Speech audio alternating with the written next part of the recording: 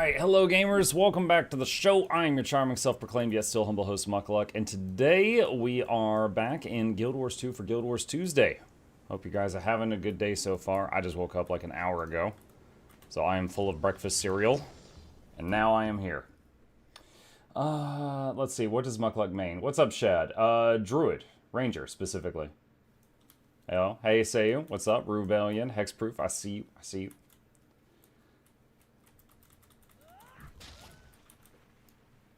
What's the plan for today? Well, tonight we are going to be checking out, there's a new Blish Hub module, and the developer of it has asked me if I can show it off. And I was like, yeah, sure. So tonight, going to be doing a section of the evening Guild Wars 2 stream, where we're checking out a new Guild Wars 2 resource and see what we think about it. Maybe do a video on it. And do the usual giveaway stuff like that. This morning is whatever we like. This morning is chilling in Tyria and doing whatever we want. Picked up Condi Willbender. Sits nervously at 7k per second in metas. Okay. If you're doing like 7k damage per second with a PvE build, I would recommend you take it into the testing room in Lion's Arch so that you can get some practice. Is most DPS builds should be able, now if you're, in perfect conditions, like nothing's bothering you, you should be able to crank out 20 to 30k easy. 7k is like just above the healer range.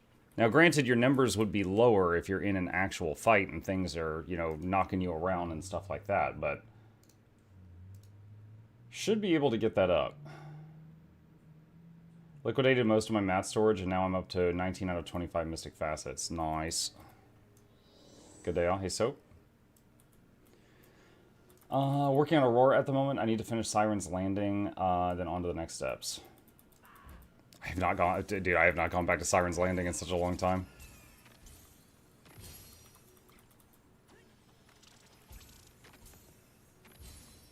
Maybe it's worth noting I run full Rit gear and provide a lack. So, a lack Condi Willbender. Let's see.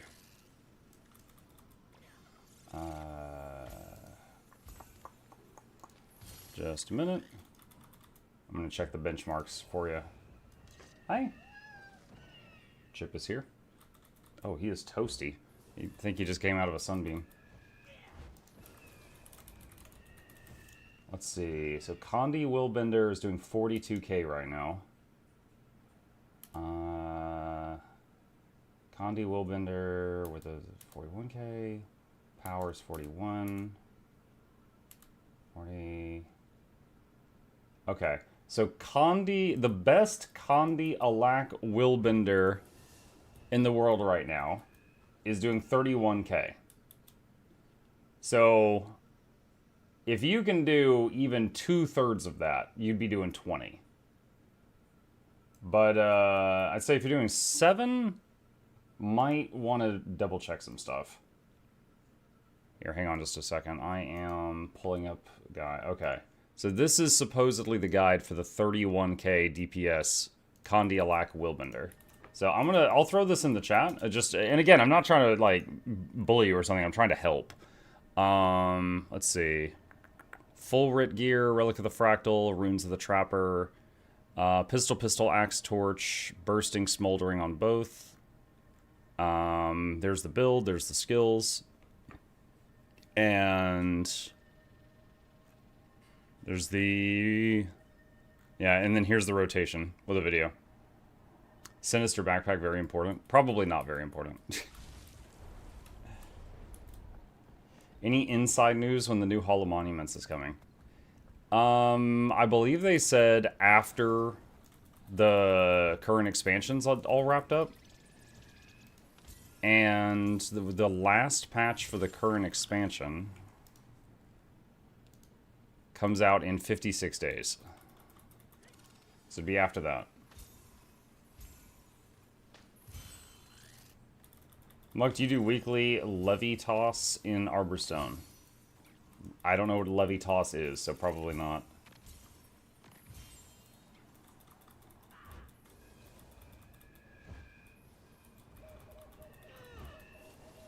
Tell Jip I said pss, pss, pss.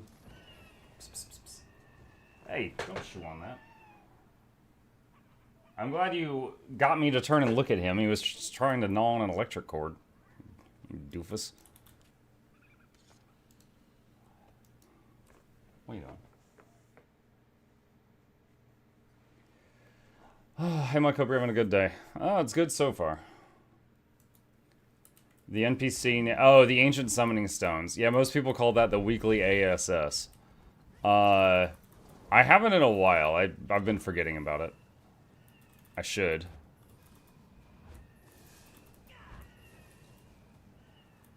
Praise Joko!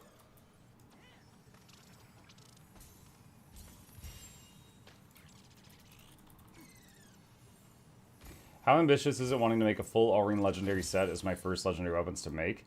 Finally getting through EOD, finally have a single armor set and trinket set of Ascended gear.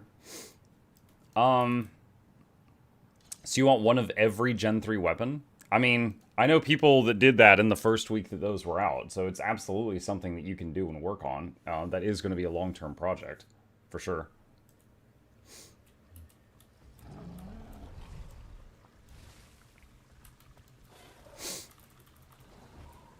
Last guild hall.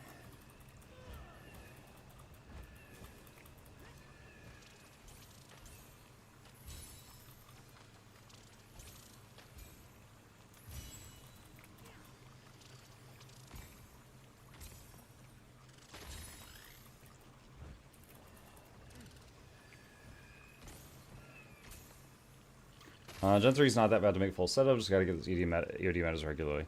Yeah. I mean, I would say if you're making legendaries, like, because like there's no character that can use the full Gen 3 set. Like, I'd probably get a full set of legendaries that a character can equip, like, you know, weapons, armor, accessories, rings, backpack, like all that, before I went to make like a full set of the weapons. But that's just me. There's no right or wrong way to do this.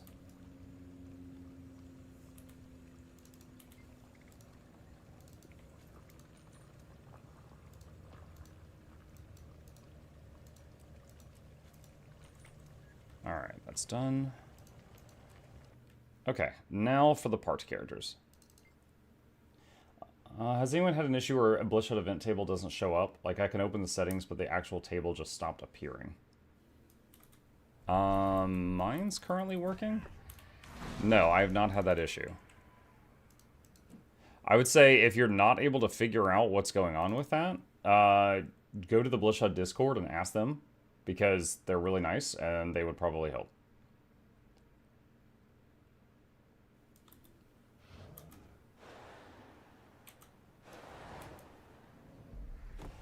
Mike, I just made my first legendary armor thanks to your guide, but guess what? I made the wrong weight.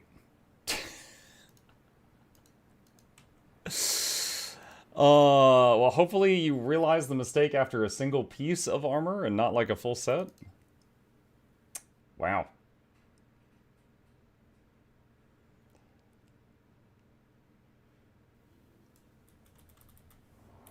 Time to change mains, I guess.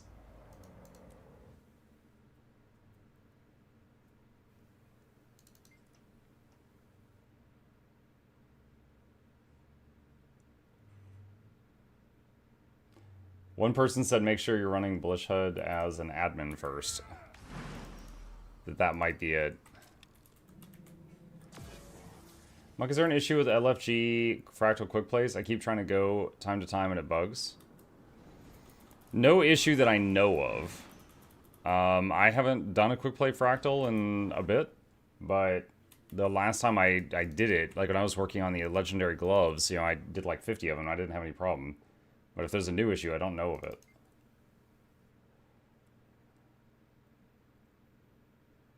Is it a bad idea for me to do Sword Pistol Scrapper? So offhand pistol for engineer is a condition damage weapon. And main hand sword, I think, is power weapon. And the sword has the whole heat mechanic, which only a Hollowsmith can really use that. So I probably wouldn't do that. I mean, if you're trying to be condition damage with a scrapper, I would probably, I would think it'd be either pistol pistol or it would be mace pistol.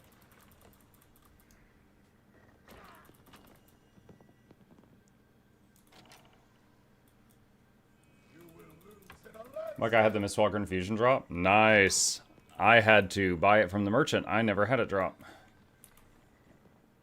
Sword doesn't have the heat mechanic on other classes. I'm aware. That's what I'm saying, is you can't use the full effect of it on the others.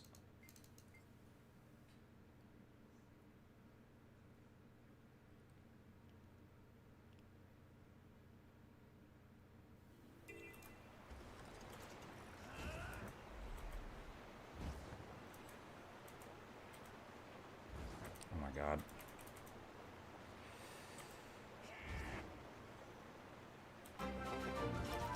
There we go. Kudash, thank you for the tier 1. Appreciate you. Welcome. I will say I play sword, pistol, mech, and it does fine. Hang on. Let me take a look at the benchmark, see if I need to put my foot in my mouth here. Scrapper. Let's see. Hammer Scrapper, 42k. Condi Quick Scrapper with Spear, 34. Power Quick Scrapper with Hammer, 33. And that's it. They don't even have a Condi Scrapper on here.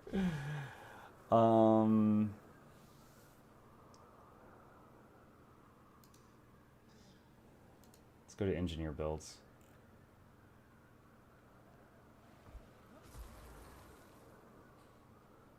Yeah, the only Condi Scrapper build that's on Snow Crows is a Spear one. And I could check Guild Gen, but they don't show benchmarks, so... Not sure how much it does. Power Spear? No, Condi Spear.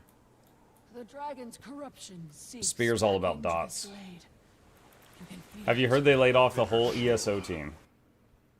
Elder Scrolls Online? No, I did not hear that. Muck, is there any way to get a feel for an elite spec without committing a lot of time into the tune? Getting back into the game and I want to start a fresh tune, but don't want to get to 80 and decide I don't like how it feels. Stolf, if you take a character into the PvP lobby, cross swords up here, this button, they will have access to all the elite specs that your account could unlock. And you can try them on the dummies in the PvP lobby and see what you think.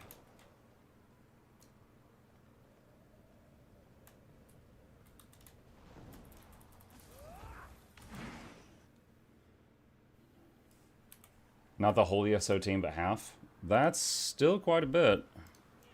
I tried ESO for about 100 hours once, and it just simply wasn't for me. So I've not really been following news for that game. Muck, is VOE the last Guild Wars 2 X-Pack? They are making...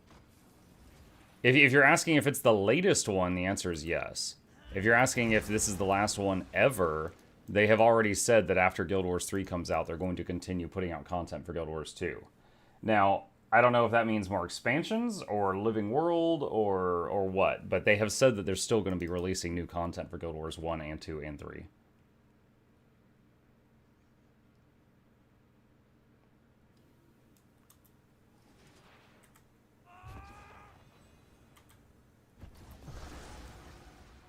Excited for the 14th patch. Can't wait to play Weaver for a week and ignore it for another year. Yeah, I'm looking forward to it as well because Druid is getting some QOL stuff. I look forward to trying it out.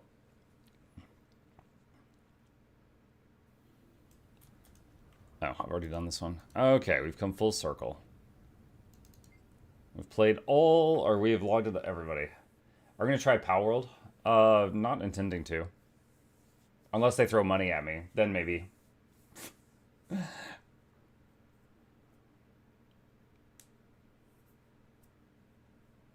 Does someone have a link to that patch? I've heard people talking about it a lot.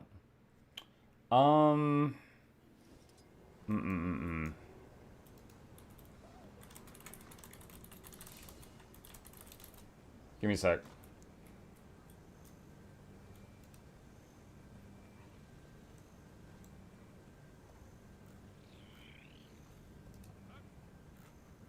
Okay, here we go. I found it. That's the changes coming next Tuesday, unless they change their mind on anything there.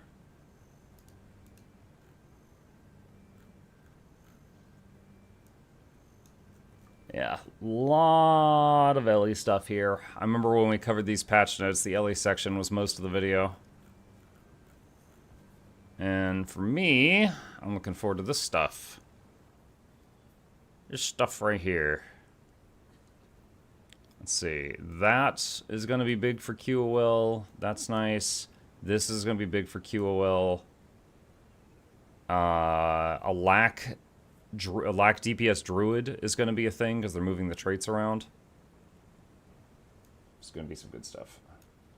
Good stuff.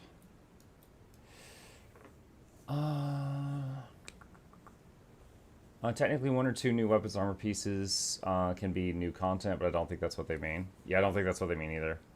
Because they said that they're going to have, like, devs dedicated to each of the 3 games. You don't really need many devs if they're just going to be doing some holiday stuff. It's difficult to take ESO seriously when the whole game is designed to be a billboard for Crown Store. At least Guild Wars 2 ads are subtle. When I tried ESO for about 100 hours, like in that time, I leveled like 3 classes up to level 20 or 30, and I just couldn't find one that I found fun. So, you know, I just couldn't find a character I enjoyed playing, and then so I put it down. So, like, I didn't have a hate for the game, but it didn't hook me, you know? Let's see, back over here. At north.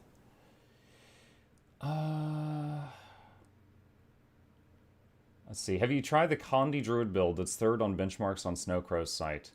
I have not, no. Typically, I play, what is it, Quickness DPS Untamed when I'm in a DPS role. Or I'll support in PvE.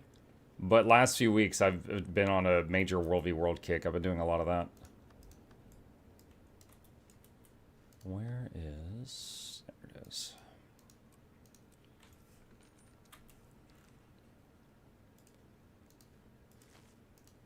All of that. All these World v World boxes. Still waiting on a ranger spec that swaps the pets with a swarm of wasp like Scourge Shades. Swarm of wasp. Many tiny pets. I'm curious if the decision to not use the traffic cone Asura for the channel mascot was simply because of legality. No, it wasn't. It's like, if I wanted to get around legal, I would just be like, oh yeah, this is my little guy. The little dude. The genius goblin, you know? It just... Don't say Asura. Not that they have Asura, like the word Asura existed before Guild Wars 2. It just had a different meaning. No, I don't think that would have been a problem. The channel mascot thing existed before I was really well known for Guild Wars 2, because I play a lot of other games as well, so that's why the channel mascot isn't like strictly a Guild Wars 2 thing. Duty calls. I have answered. Going through the story sheet, coming back to the game, in the past I struggled with Hearts of the Thorn because I found the area hard to go through solo. Since I got back, I did Living World 3 and 4, Icebrood Saga, and while the story is good, Drizzlewood Coast probably the best zone I've played MMO. The zone is cool with events. Nice! I'm glad you're enjoying your time back. Yeah, when they made Heart of Thorns, they overtuned it. Because most people in the game were max level with maxed out gear and had nothing to do. And they released Heart of Thorns, which was meant to be a challenge for those people.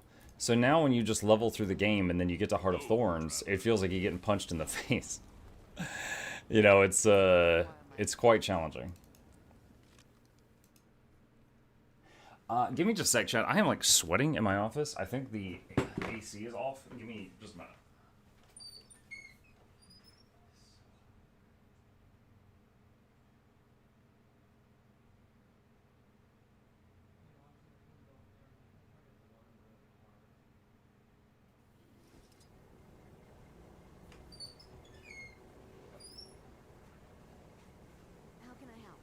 Yeah. It was set on 78, and it gets hotter in my office because of the stream setup, so I think it was probably over 80 degrees in here.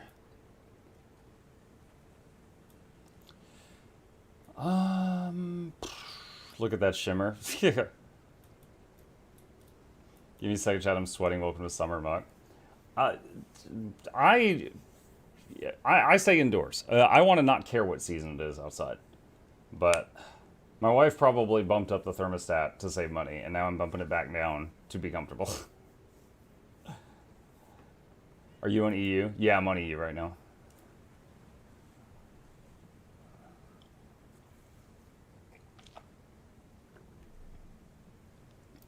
My two favorite classes are probably two of your least favorite, Guardian and Warrior. I do find it helpful to follow someone that will criticize what I play. I play mostly Ranger, but behind that is Necro and Engineer. The other 6 classes I hardly ever play unless I'm doing a video on something. How was The Last of Us Part 2 last night, Muck? Dude, I was surprised it didn't end. We got to just like a part of the story, and it would like did a fade to black, and then I thought it was going to roll credits, and then it's like 9 months later. I was like, oh, there's more. Oh, okay. And so I played like a few more minutes, thinking it was like a kind of a closing thing. And I asked Chad, I was like, it's already 30 minutes past the time we usually end the stream. Am I like almost done, or is there a lot more? They're like, there's a lot more, and I was like, oh, okay. All right. Well, in that case. We'll come back to this.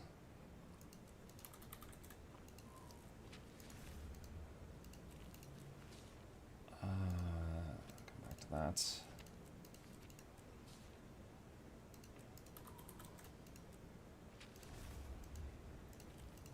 But as far as how was it? Yeah, it was fine. Dude, if there's a moral to that story, it's a dark one. 'Cause it's like every person in the story of that game at the part that we're playing at is like they have gone out to do something that they wanted to do and accidentally caused the deaths of like all their friends and family. So it's like if there's a moral, I guess it's like just sit down, shut up, and stay quiet. Do not go do what you want to do. Like there's like 4 main characters that are still alive, and every one of them has accidentally caused the deaths of, like, all those close to them. I was watching the VOD, you said 5 more minutes, then there was 48 minutes left. Yeah, again, I kept thinking it was, like, about to... Because what I didn't want to do, I didn't want to, like, come back to it on, like, Wednesday night. And be like, okay, guys, stream title, stream thumbnail, it's The Last of Us 2, and then I get back into the game and there's like 10 minutes remaining, right? And then I was like, oh. So I didn't want that to happen, so I was trying to wrap it up, but I kept misdiagnosing how much was remaining. Oh. I have to join a team.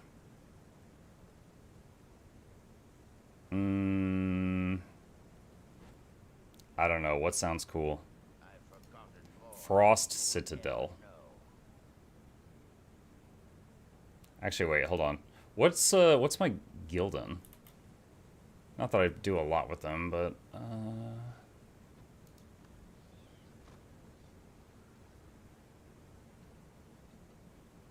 does it say?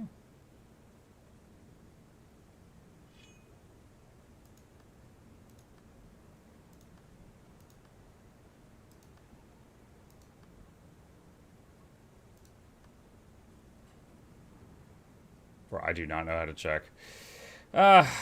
Forget it. I'll just join this one. Okay, let's try that out. Woo! There's a queue now. It said unless you're looking at the selection list. I didn't see it. Moral of the story is stay home and don't touch grass. Don't touch anything. Yeah. Yeah, it was getting kind of, how should I phrase it? It was getting kind of Game of Thronesy there at the end. Like, there was just characters that you'd known for a while just getting popped left and right. Dude, come on.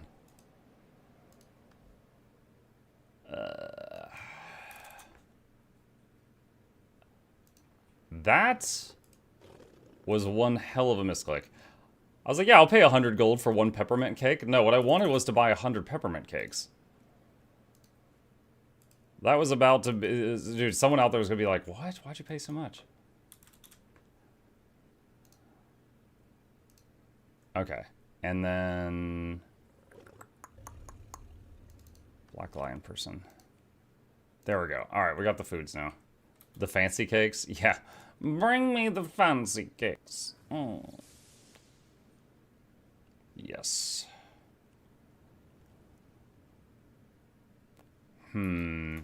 What second pet was I was using the chalk one. Fancy Muck snack cakes. Yup. Let's see. Off for now. Enjoy my chat. Ta-ta. Let's see. Let's get the background music going.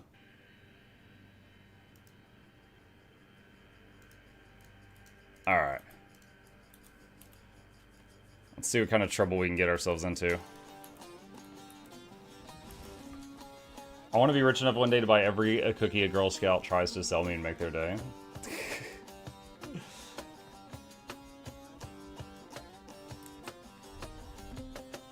How are they so cheap anyways?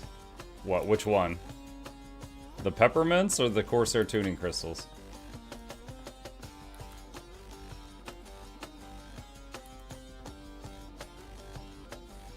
Peppermints?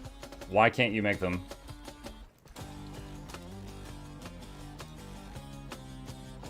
Maybe you're saying because it's like not Christmas, but people's home instances generate holiday stuff year round.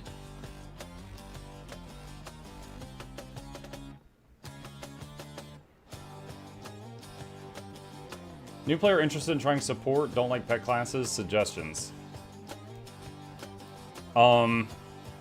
Okay, so there's 9 base classes, and each of them has 4 elite specs. You've got 36 elite specs. So some of them can't support. Ranger has a pet, so you're not gonna like Druid, and Engineer has Mechanist that has a pet. But that means all the others are a maybe for you. So there's a lot of options.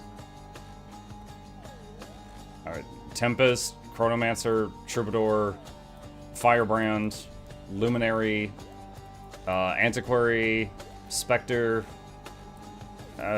Scourge, Ritualist.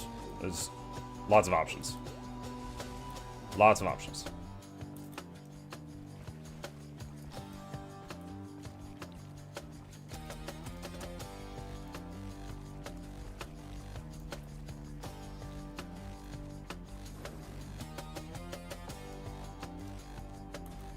High hopes for tonight's giveaway because I used 1,000 purple sticky balls on Sunday. Why were they sticky though? What mount is that? It's the default Warclaw from Janthier Wilds.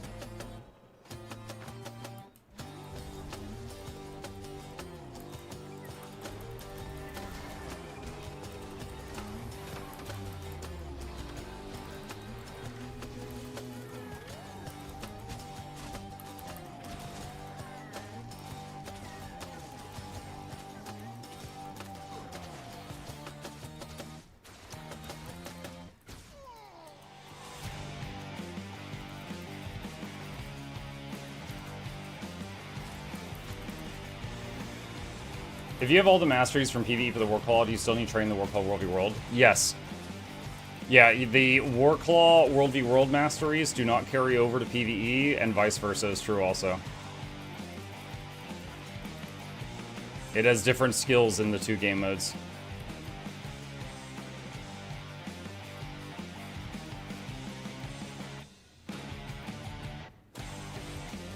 Encouraged by your comments the other day, I went back to About the Fire and finished my Griffin.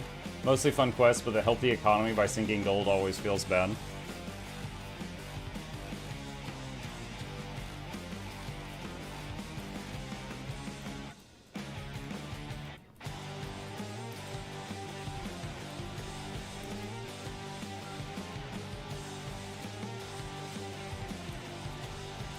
They need sky scales at World v World.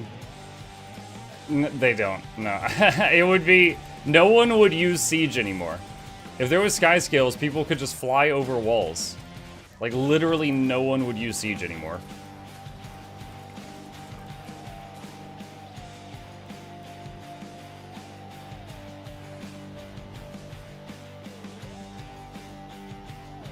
Hi, Matty Man.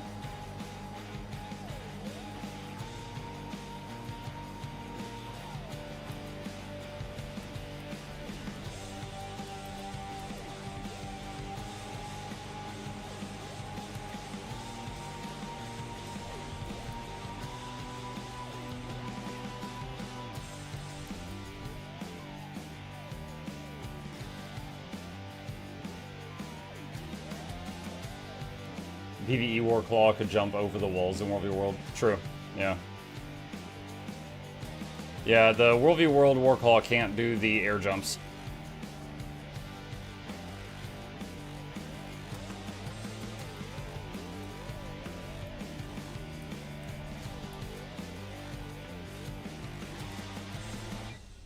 There could be anti-air guns to the outpost. Then it would just be a better way of traveling between locations. So there'd be less fights on the road, I think.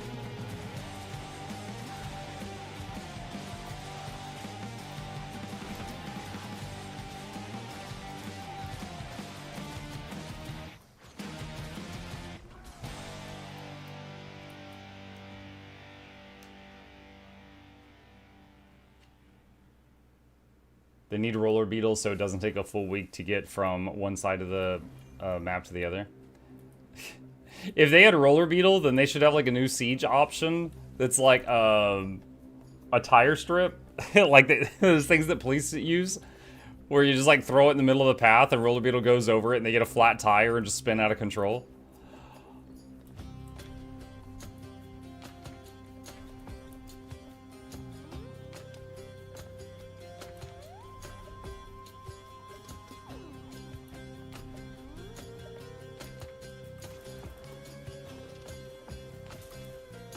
If we had World v World Roller Beetle, I might not hate Red Borderlands so much.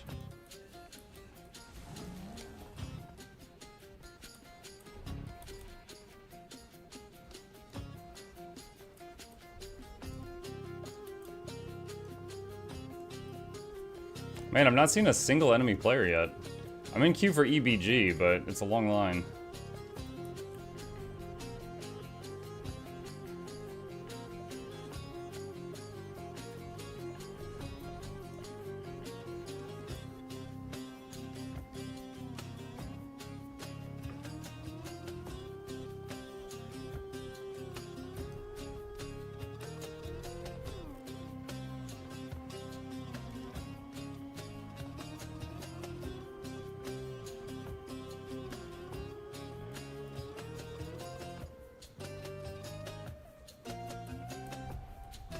Maybe you could help me. I'm going through the story and unlocking everything as I'm going along.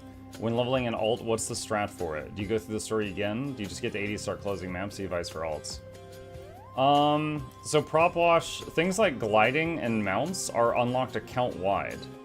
So when you get on a second character, you will already have gliding and mounts. Like, that's already done. As far as do you do the story again, you can, you don't have to. To give you an example, my ranger did the story for the whole game except End of Dragons because I wanted to main a mechanist in End of Dragons. So in EOD, I was playing mech. So my engineer has only done the EOD story, and my main character has done all the other story.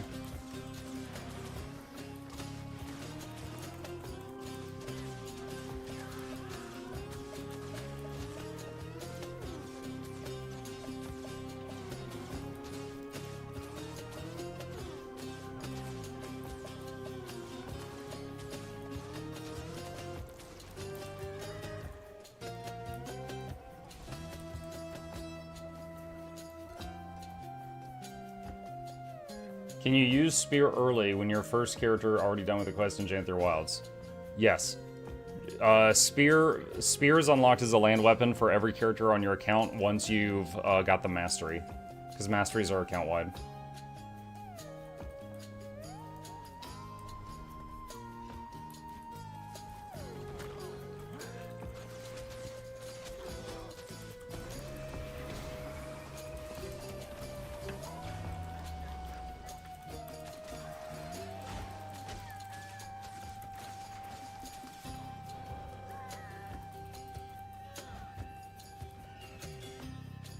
How far into the X-Pack to unlock the spear?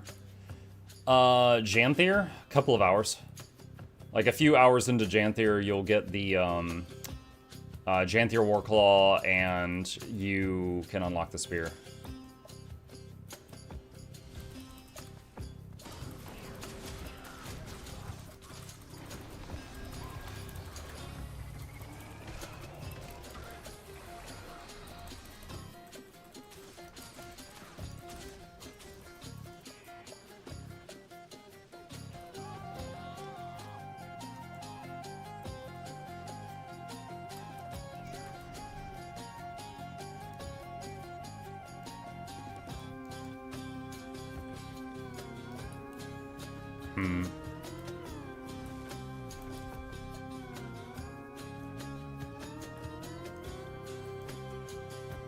I'm having so much fun with Lego Batman, it was worth my 60 euro. Lego Batman? I've actually never played a Lego PC game.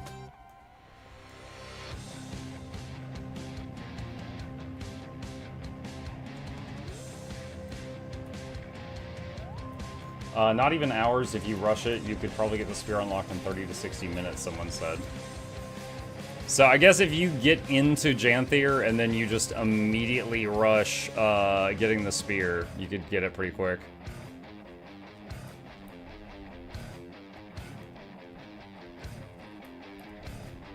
Fingers crossed, Guild Wars 3 news today. I'm not sure if there's going to be any. I know next Tuesday is the big Guild Wars 2 balance patch. Today, I don't know of anything scheduled, so we'll see if something happens.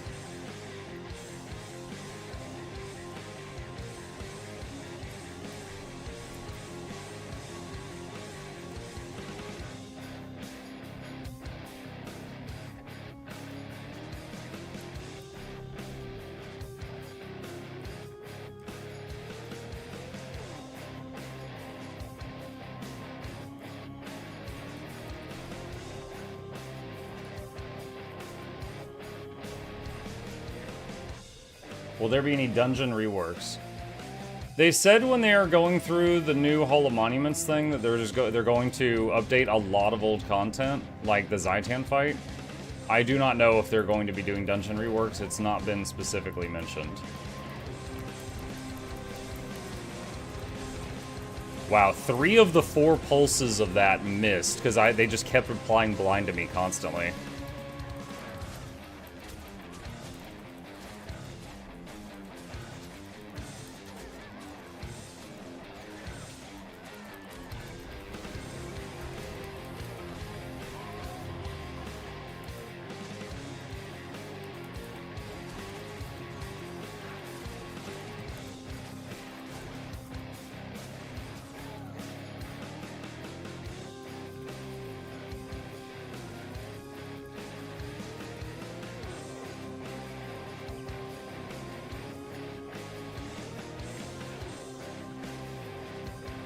What a dead mount.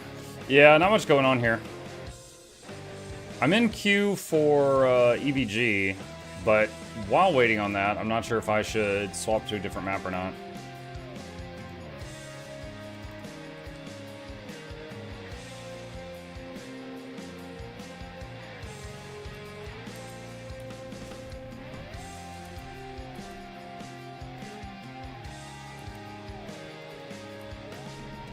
Mug, what's the hall you mentioned for, and what do you get from it? How do I get there?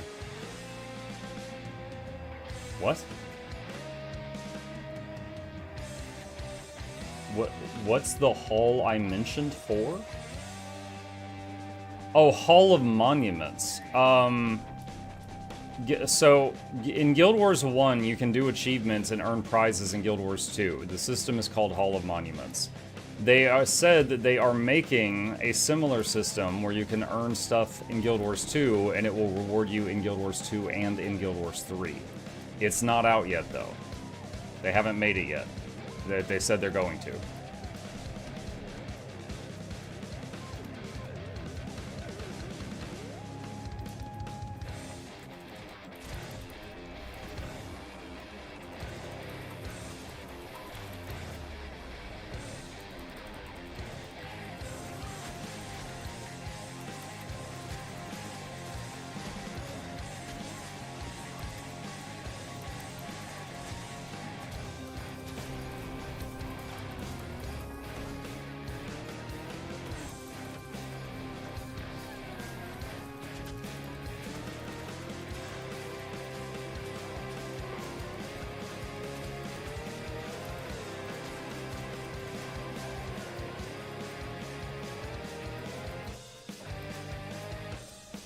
I really don't want to play Guild Wars 1, but looking at the Hall of Monuments grayed out pets in the pet menu really bugs me. I only have one of them. I've got the Black Moa from Guild Wars 1, but I don't have the White Raven, the Juvenile Black Widow Spider, or the Rainbow Jellyfish.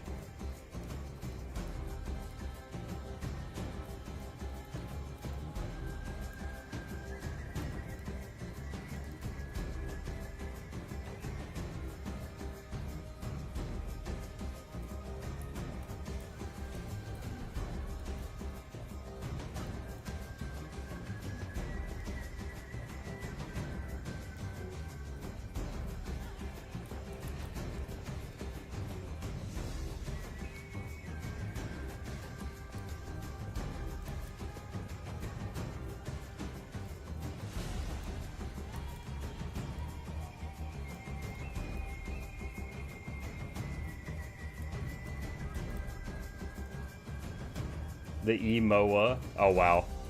Yeah, I've often called it the Hot Topic Moa. Because it's wearing, like, the spiky studs and stuff. Are you worried about the druid changes impacting your roaming build with the Immobilize being yanked from Avatar moveset?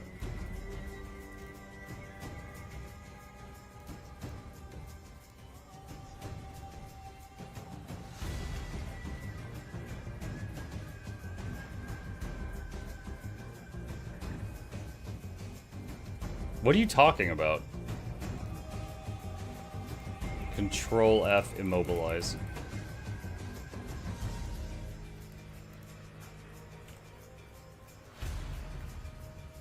Either you're mistaken or you know something I don't know that's not in the patch notes.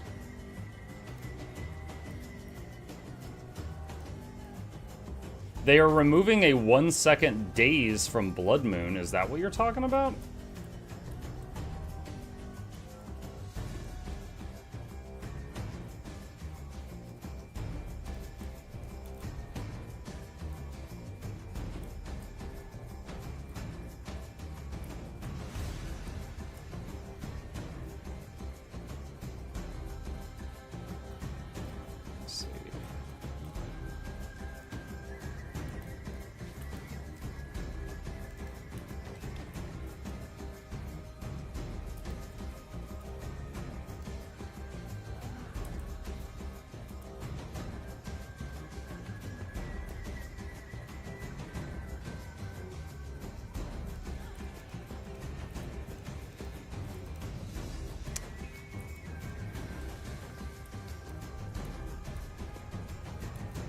Matty Man, did you not have enough siege?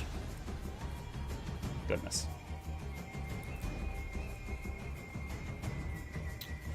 Oh, exclamation PC is the command you're looking for, YouTube chat.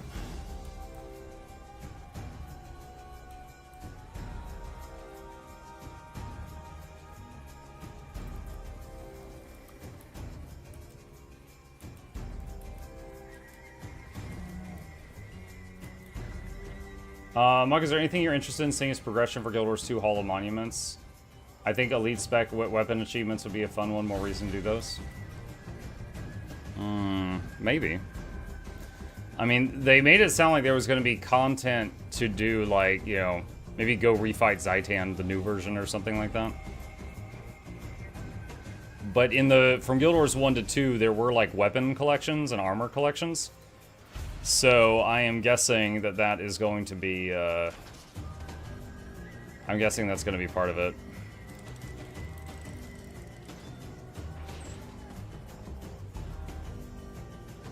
Like, for the Guild Wars 1 Hall of Monuments, there was, like, a weapon collection, an armor collection, a pets and miniatures collection, like, titles, and there was one for heroes, but that one doesn't translate to Guild Wars 2.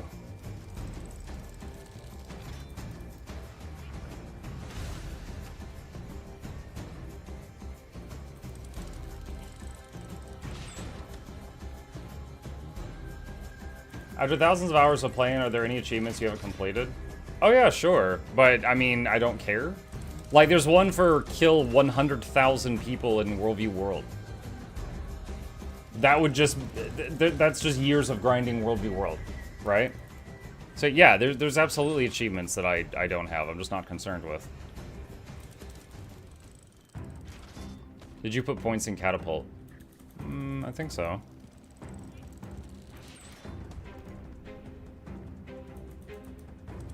As many as I can.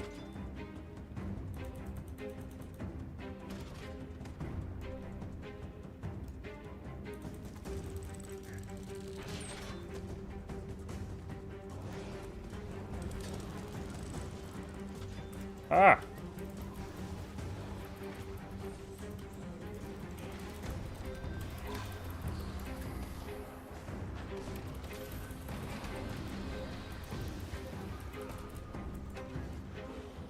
Oh my god. Suddenly, so many people.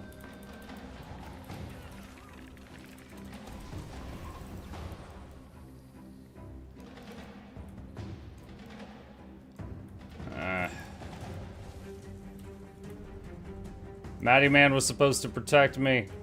He didn't do anything, chat.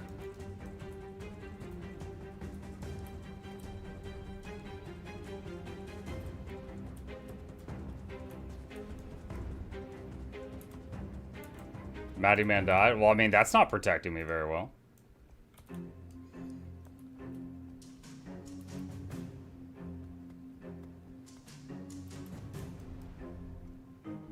I downed one of them. You're an OP Guardian. You should be able to kill 5 people.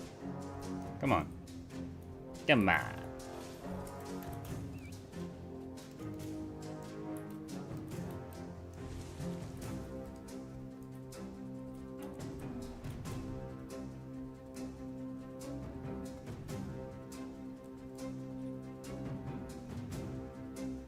Is charging catapult shot worth it or spam more DPS? I think you just spam it if you're right by the wall.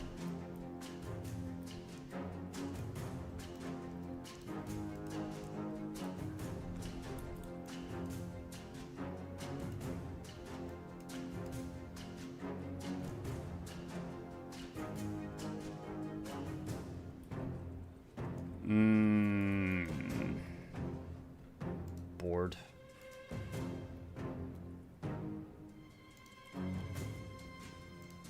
Let's try this one.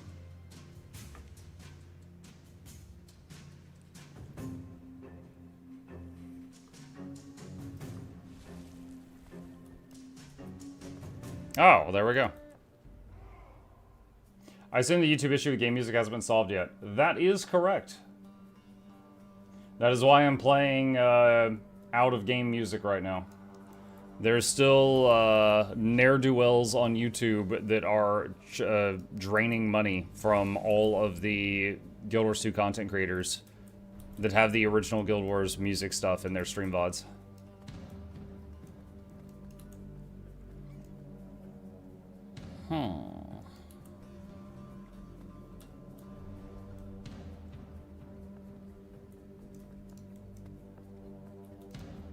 Here, hang on a sec.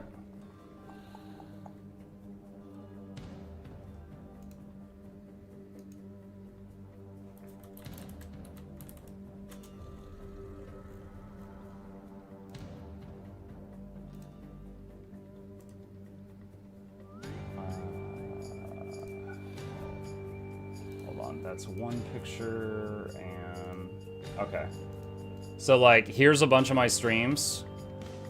Copyright, copyright, copyright, so on, so on. And then here's one of those streams if I expand it. There's 4 songs that are not in the stream that were copyrighted. So just this picture here is like 24 claims. So yeah, it's an ongoing problem. And I could fight them, but it's like a bunch of paperwork for each individual claim, and it's not feasible for me to do that 4 to 5 times per day.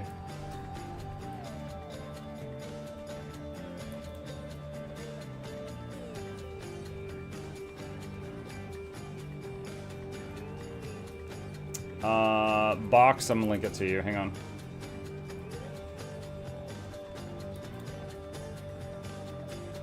I saw your video on Warframe. As a vet, I really liked your take as a new player because as a vet, it's easy to forget of the roughest edges for new players. Thank you for the insight. Thank you for the kind feedback. Anytime I try out a game that has been out for a while, you know, there's always like a very diehard fan base. And I try to be careful because I feel like if I say something that can be negative, that they'll get like, you know, the torches and pitchforks out. So I'm glad it seemed to be well received.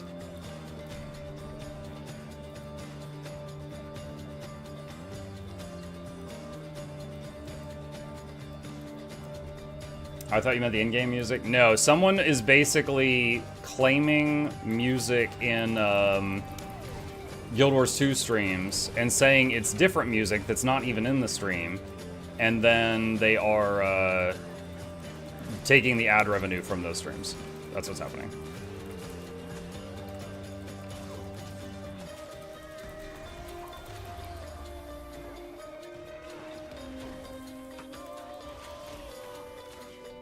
And ArenaNet's not happy about it either, because someone is basically pretending to be them and taking people's money. So they have said that they're trying to fight this as well, but it just hasn't happened yet, and it's been like a year. I think Wood Potatoes and Teapot mentioned that happening. Teapot, I know, has tweeted about it, to trying to get YouTube's attention to look at it. And I have as well, but it hasn't worked. Because companies these days don't have like a helpline where you can call and sit on hold until you get someone to fix your problem. Now you just have to have a certain number of followers and yell into the void to get help. Unfortunately, neither my nor Teapot's attempt to get YouTube's attention to look at it have worked.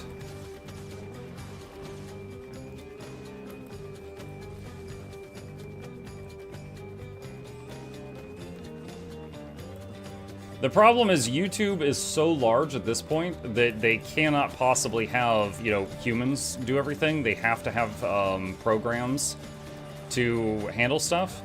And this is something that has, you know, the copyright system has been getting handled by programs for some time now. And it's pretty easy to get around it and abuse it. And it's hard to get help when that's the case.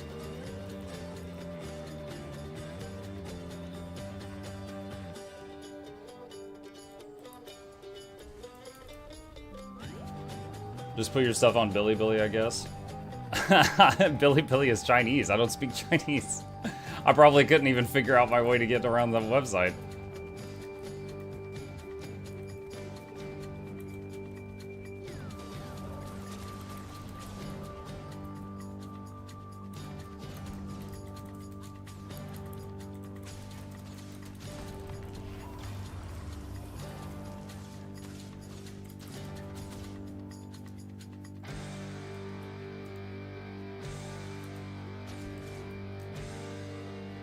I think he's gone.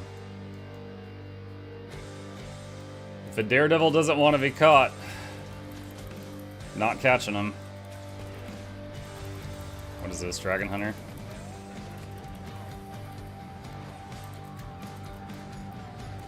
Whoa! Oh, Daredevil's back.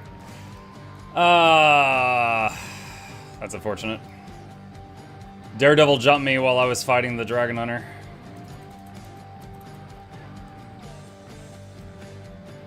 Bummer. A blue guy and a green guy teamed up on me.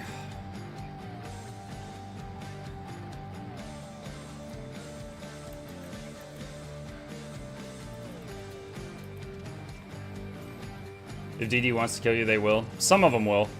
If it's one-on-one, me versus Daredevils, I have a pretty good track record, but there are some that I get beat by.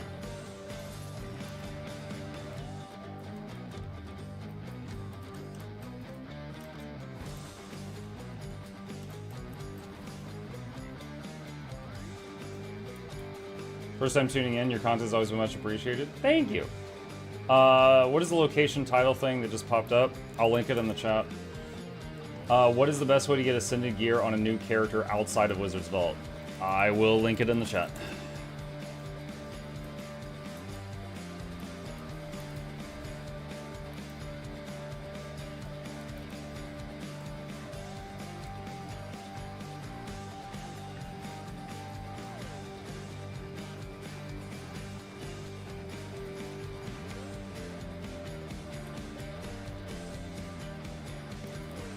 So rude.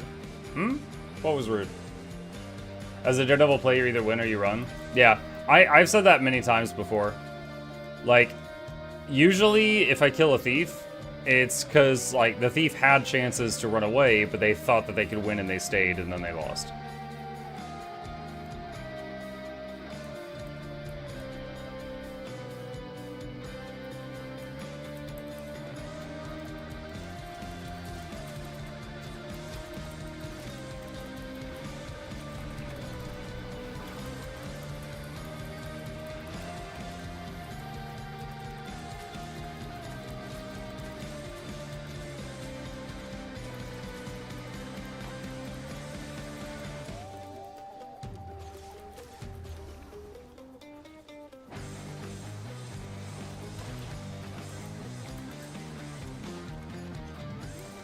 Oh my god, this freaking warthog is keeping me in combat.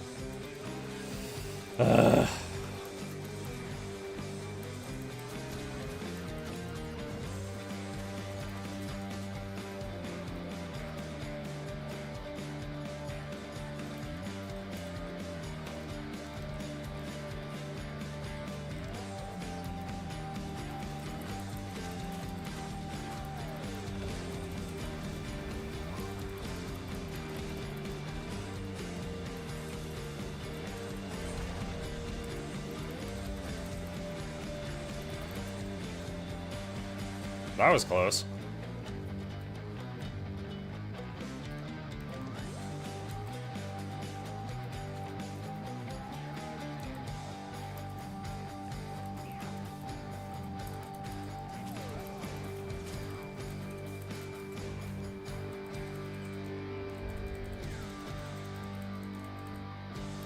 Thank you.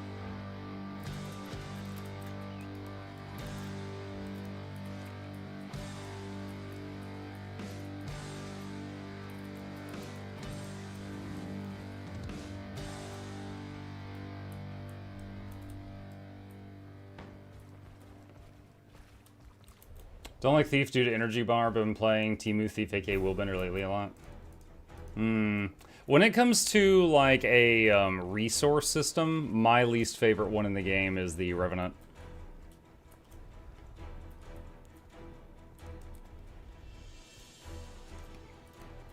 In fact, I would say I find Thief probably the easiest class to hit like the, benchmarks that the top players hit.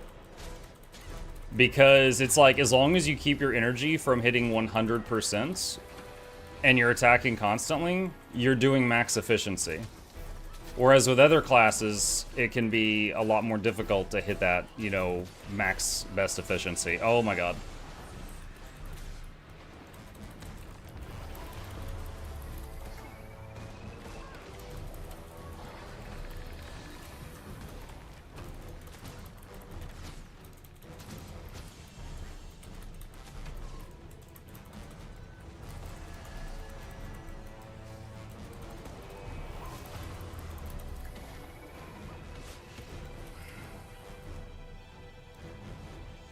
Get back here, you coward.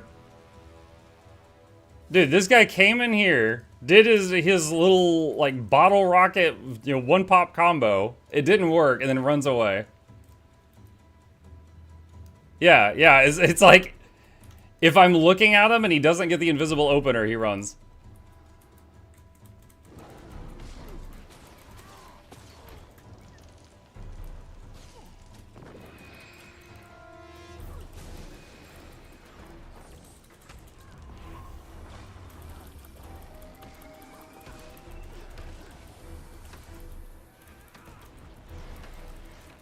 There we go. I entangled him, other person popped him. I'll take it.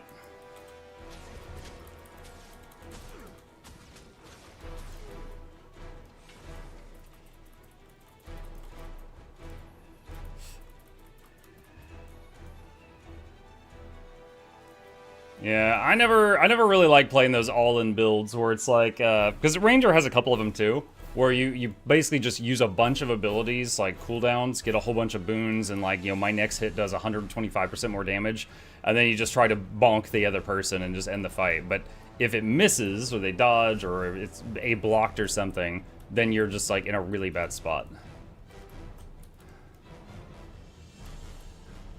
There's at least 2 there.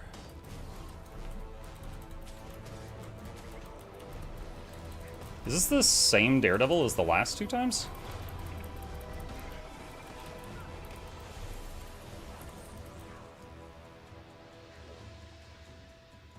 It might be. He's doing an invisible stomp. I can't do anything. That's really odd, because I fought a Daredevil that chunked me there, and there. If it happens again in a 3rd location, I'm going to start getting pretty sus about him watching the stream. Tomarin, thank you. Appreciate the 10 gifted. Welcome. Thank you, thank you, thank you, thank you, thank you.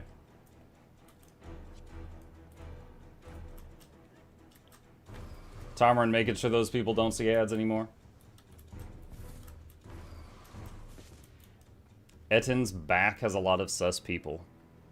Etin's back?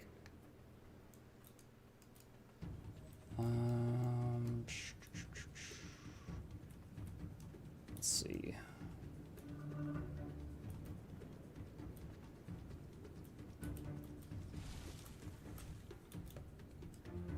Why does everyone say bad stuff about Revenant? Okay, hold on. What I specifically said was I don't like playing it. I didn't say it's bad. Revenant's fantastic. I'm just talking about fun. You know, the forbidden F word. I just don't enjoy it. Like, I don't like playing Rev.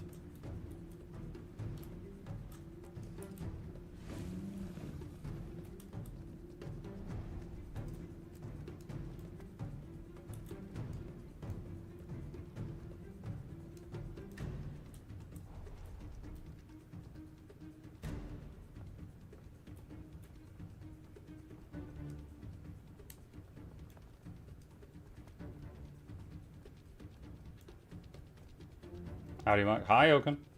Don't know if I ever said it, but I got a glyph of the herbalist from the Blackline keys I won in a giveaway. Extra pouches from gathering makes me the big happy. Nice.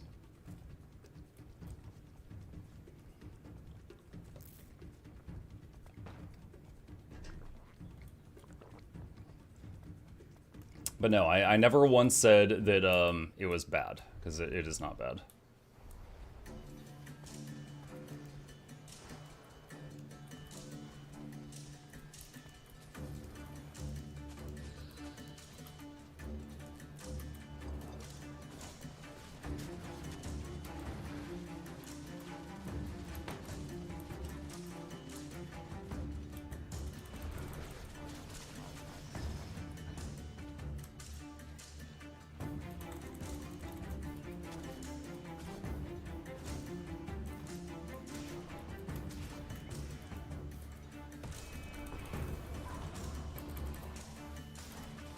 Swap to my longbow build.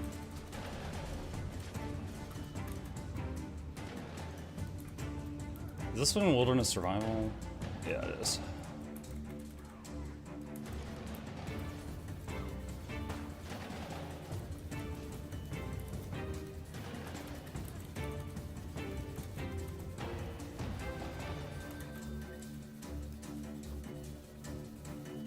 One more week till I can heal myself with the 2 skill, possibly.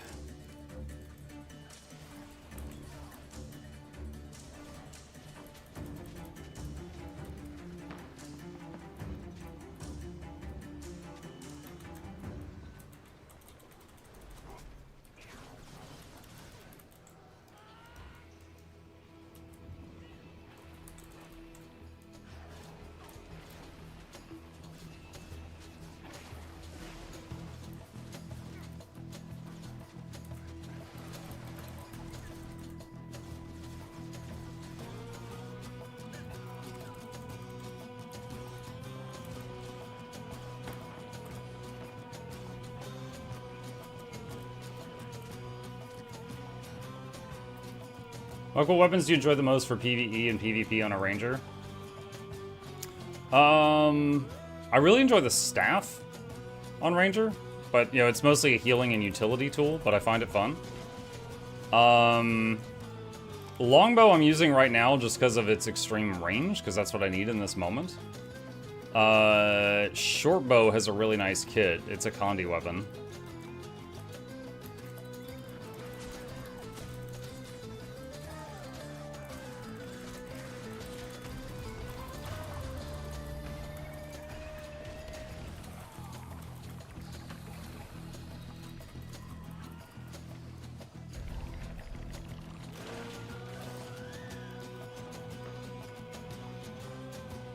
Spear. Spear is good, but it feels really clunky to use it, because it's like when your skills flip over when you're doing ambushes and stuff like that, and it's like, I don't know how many of you have played like Kit Engineer, and it's like there's just a tiny bit of lag if you like, I want to swap to my grenade kit, my bar changes, and then I want to use this skill on the new bar. And Spear, you're doing that constantly.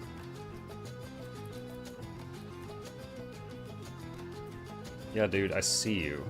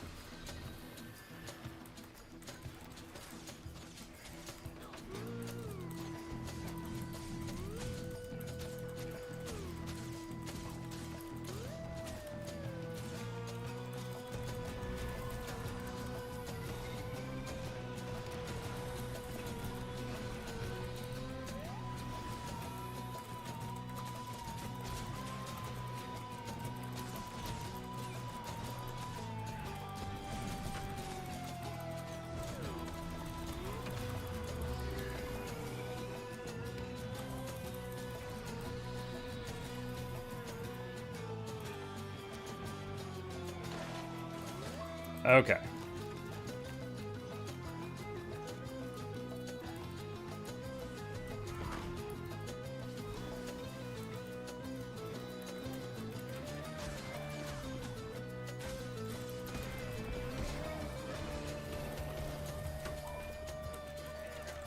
Whoa, whoa, whoa, whoa, whoa. Why did I say it was damage?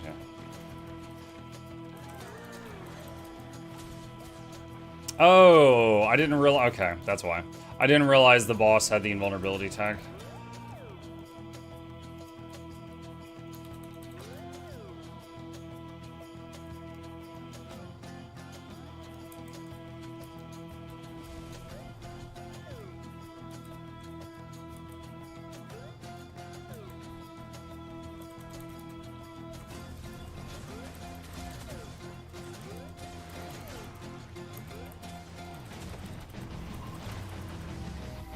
He popped invuln already?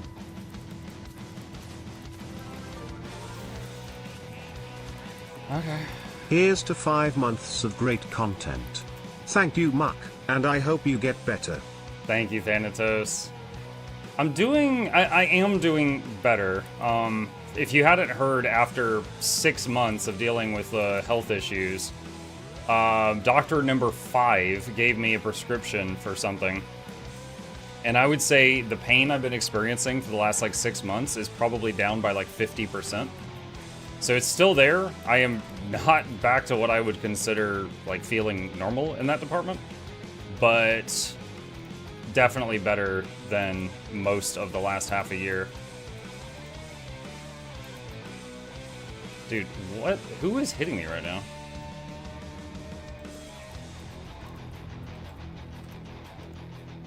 I was getting, like, necro condis on me. I guess, like, one was up above the water shooting down.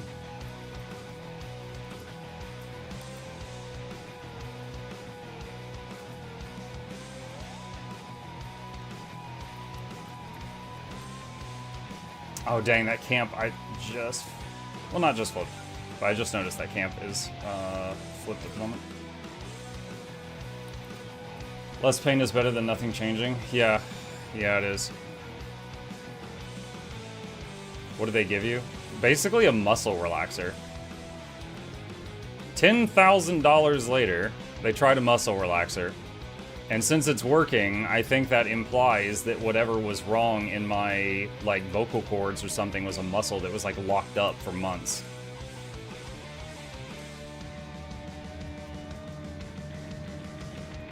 I don't mind fighting this guy, but I don't want to do it near the other stuff.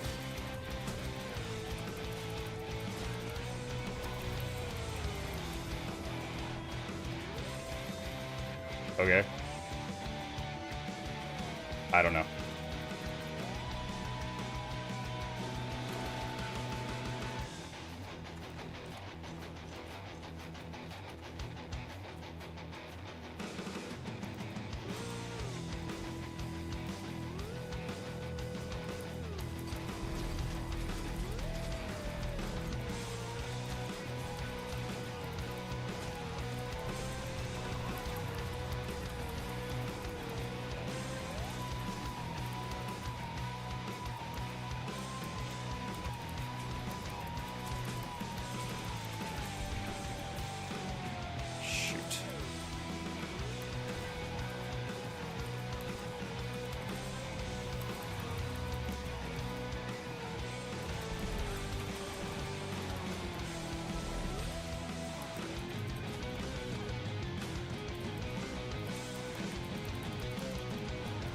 Too many dazes. I couldn't get my heal off.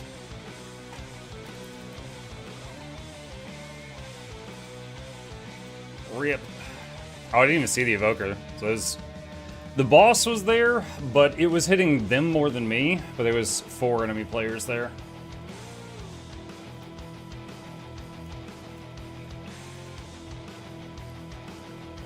How often are items rotate in the guilds in the game store? They never really tell us. Sometimes they put things on store every week for many weeks in a row. And sometimes we go a few weeks without new stuff getting added to the store.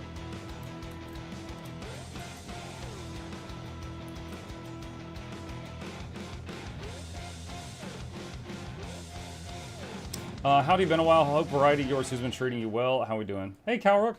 Yeah, it's been going good. It has been going good. Lately, Variety has been playing through the Last of Us series, which I think we're almost done with. I think we're in the end game of Last of Us 2 right now.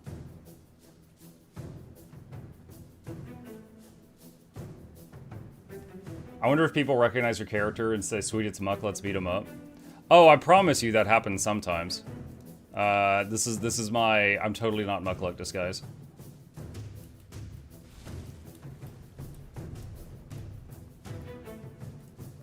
But I'm not so, I don't have so big of an ego that I'm going to always claim that that's the case. Last of Us 2? Yeah.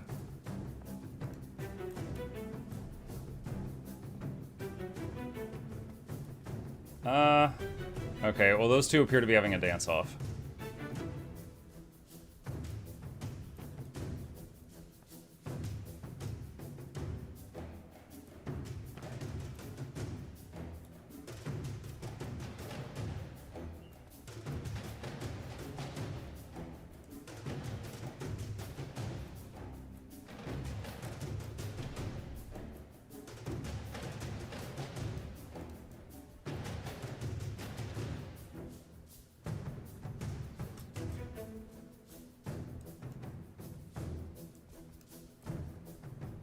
What would be an undercover Muck build?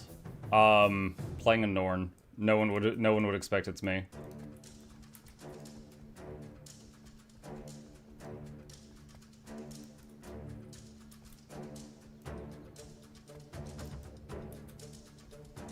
Seeing Muck without his hat is like seeing a friend that normally wears glasses take them off.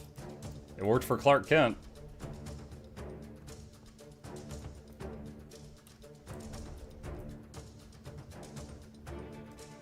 I'm marked.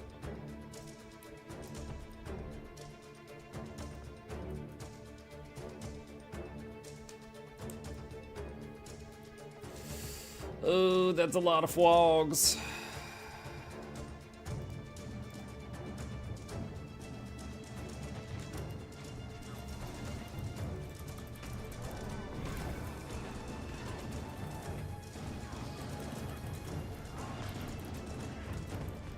That's a lot of frogs.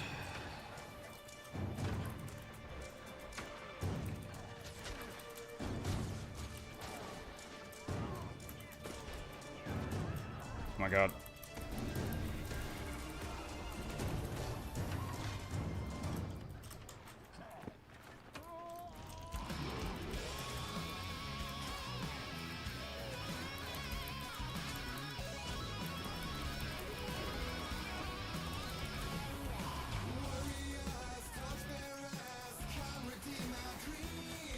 My strategy of hop around that in circles while AoEing is very silly, but it does work. But there was just so many mobs in this camp, it was still scary.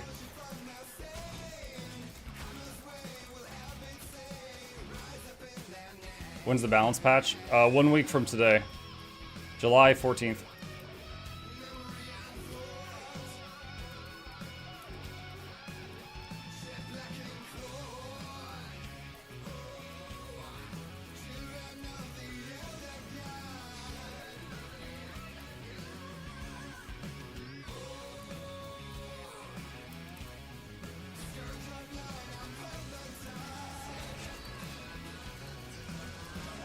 What's the story behind the bacon mug? It's more that there's a story behind the Gen 3 Leggy bacon thing. And then someone asked me to put it on some merch, and I was like, okay.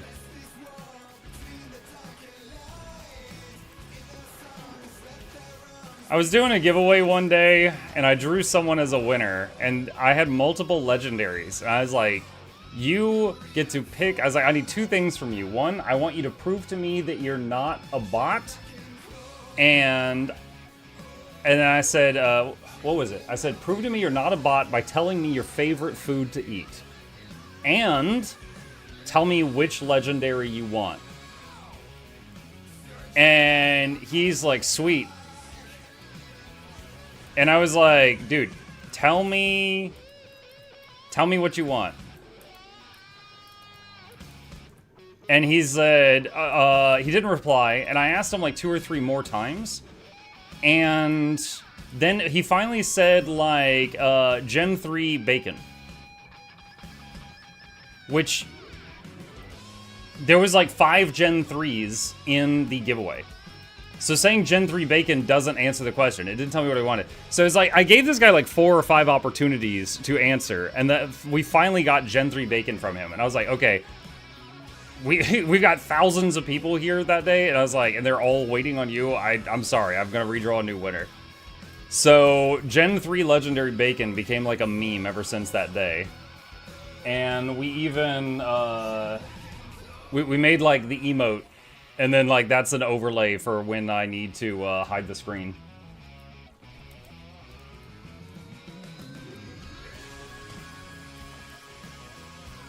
He wanted all 5 Leggies? Yeah, I guess so.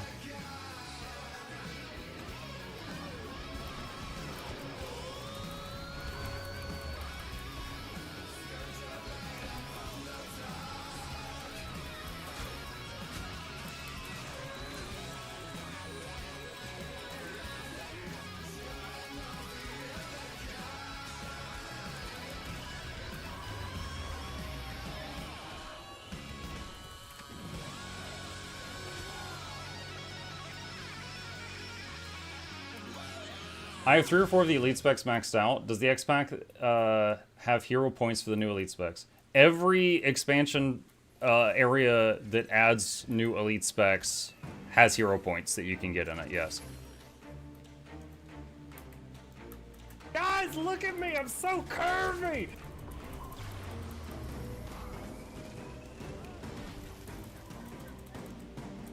I can't do anything. I can't do anything. I'm lagging. There we go. Why are these frogs so spread out? That's unusual.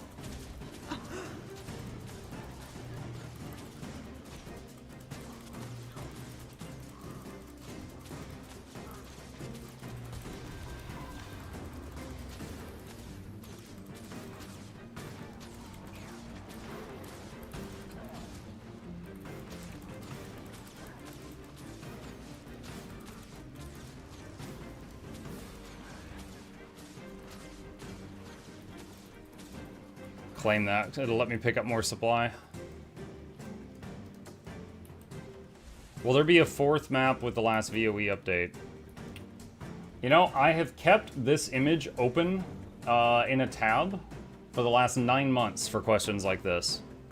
Update number 3 will have story concludes, map 4, new raid encounter with challenge and legendary challenge modes, new fractal, new convergence, 6 new relics, mastery updates, another new legendary weapon, a new weapon set, a new armor set, and the Wizard's Vault will refresh.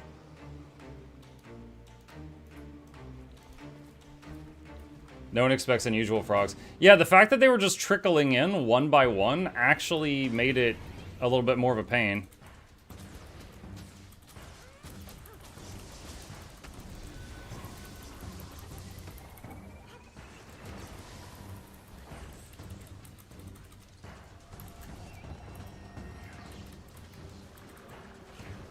I think I'm dead, yeah. That was unfortunate. I already had some stuff on cooldown. An amalgam is worth like 3 other people, so running into an amalgam and then immediately getting jumped by other people when there's nothing to like line of sight around is a death sentence.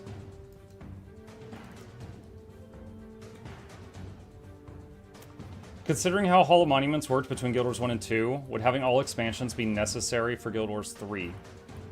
Considering re-downloading that don't have anything End of Dragons or further. Will it be necessary? Okay. In Guild Wars 1, there were some Hall of Monuments things that you could earn without expansions, but there was also some stuff you could earn with expansions. So I'll say, almost certainly, you will have more Hall of Monument options available to you if you've got all the content.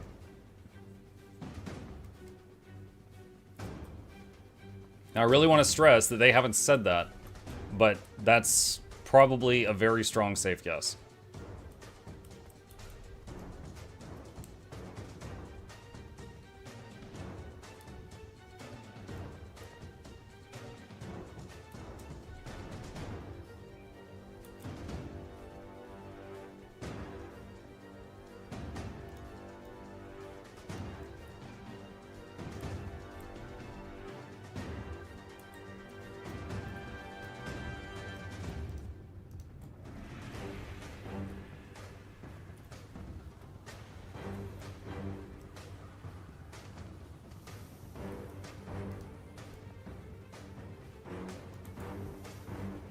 Catalyst versus Harbinger.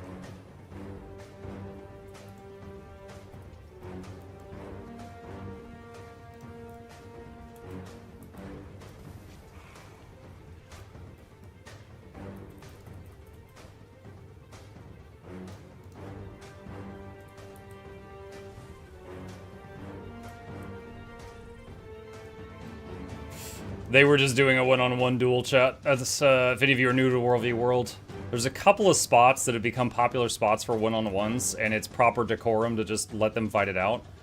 And the fact that the Harbinger didn't do the execute at the end but let her get back up was proof of that. What a name on that Catalyst. Yeah, I saw that too. I wasn't reading that out loud though. I don't want that clip to exist.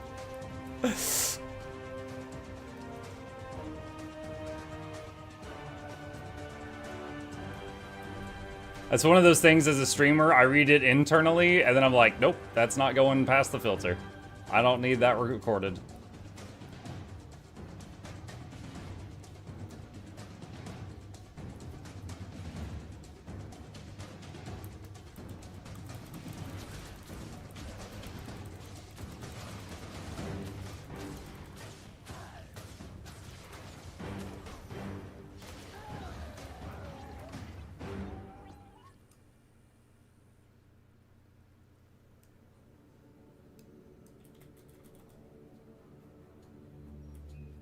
Next time I'm at a safe spot, I should check to see if I've got any more relic boxes.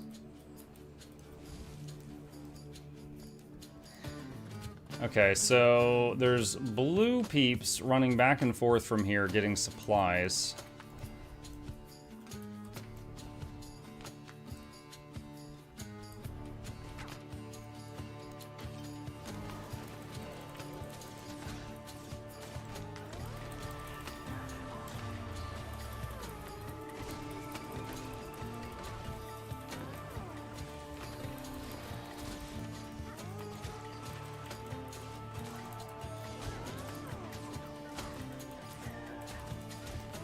Oh, Mechanist.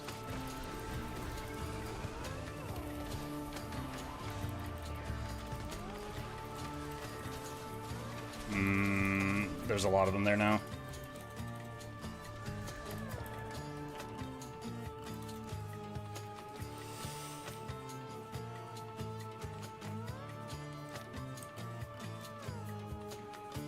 I want to swap back to my other pet before I mount.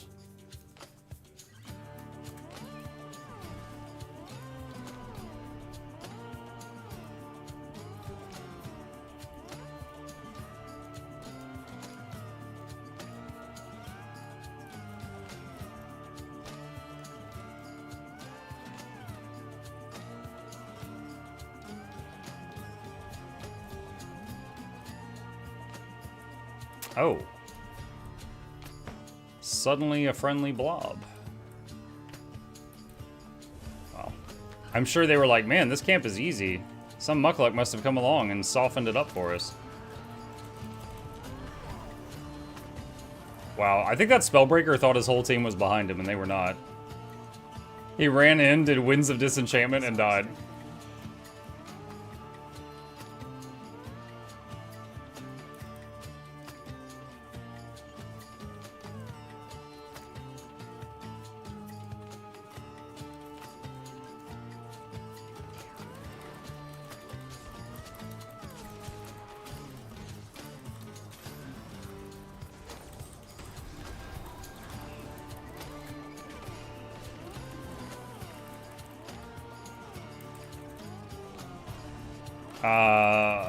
Deadeye. Dang. Too many people there. I was doing okay versus the Writ, but Thief popped me.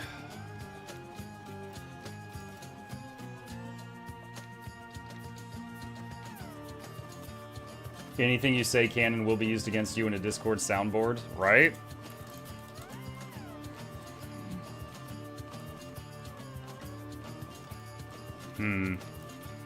I wonder if I should go back to the Wilderness Survival version.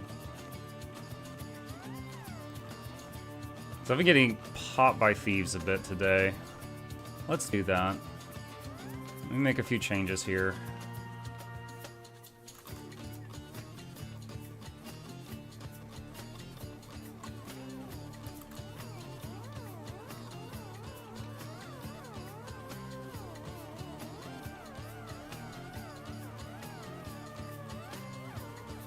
Okay, that should do it. That gives us a bit more survivability.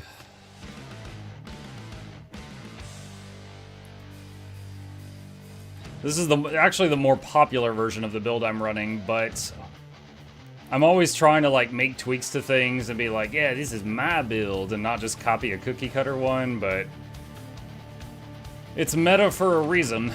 It works. Is this World v World music? It's my World v World music. The current music is from Hades game. It's called The King and the Bull.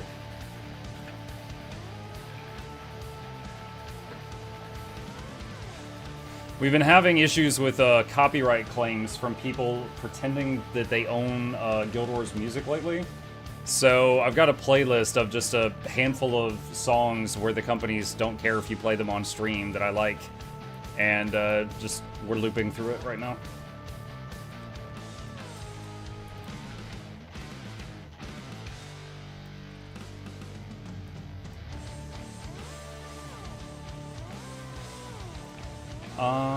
Hey guys, much as I love Soul Beast, getting interrupted in fractals when you're doing your burst, Axe 5 feels awful and is annoying. I know tryhards will say skill issue, get better knowledge, but sometimes the situation while playing is different. Are there any good DPS classes don't rely so much on those burst windows or long animations? Hey Moti, first of all, that's totally valid. If you are playing Ranger, have you tried Power Untamed? The Power Untamed burst with one of its weapons is the hammer, and the burst is you do a channeled spin, and it gives itself 2 stability during the spin. So it's much harder for it to be interrupted, which is awesome. It's very, very awesome. So you don't have that same problem. So Untamed, Power Untamed using Hammer with something else will not have the burst thing have that issue. That said, if you want to play like other classes, like there's tons of options. There's 36 elite specs. So there's lots of other options, but just within Ranger, you've got that one.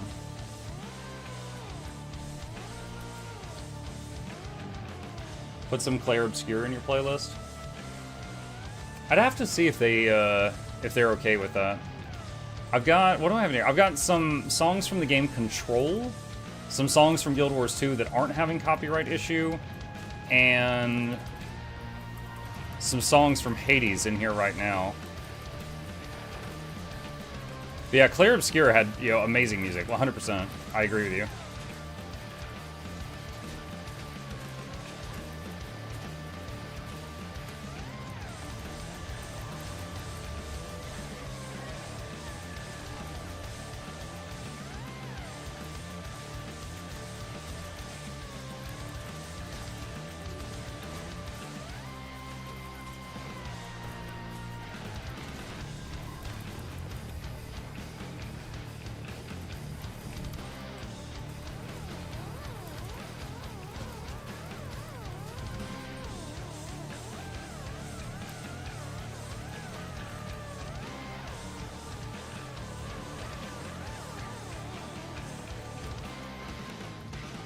What stops the claim trolls from claiming any music? Is it just Guild Wars 2 is popular to claim right now?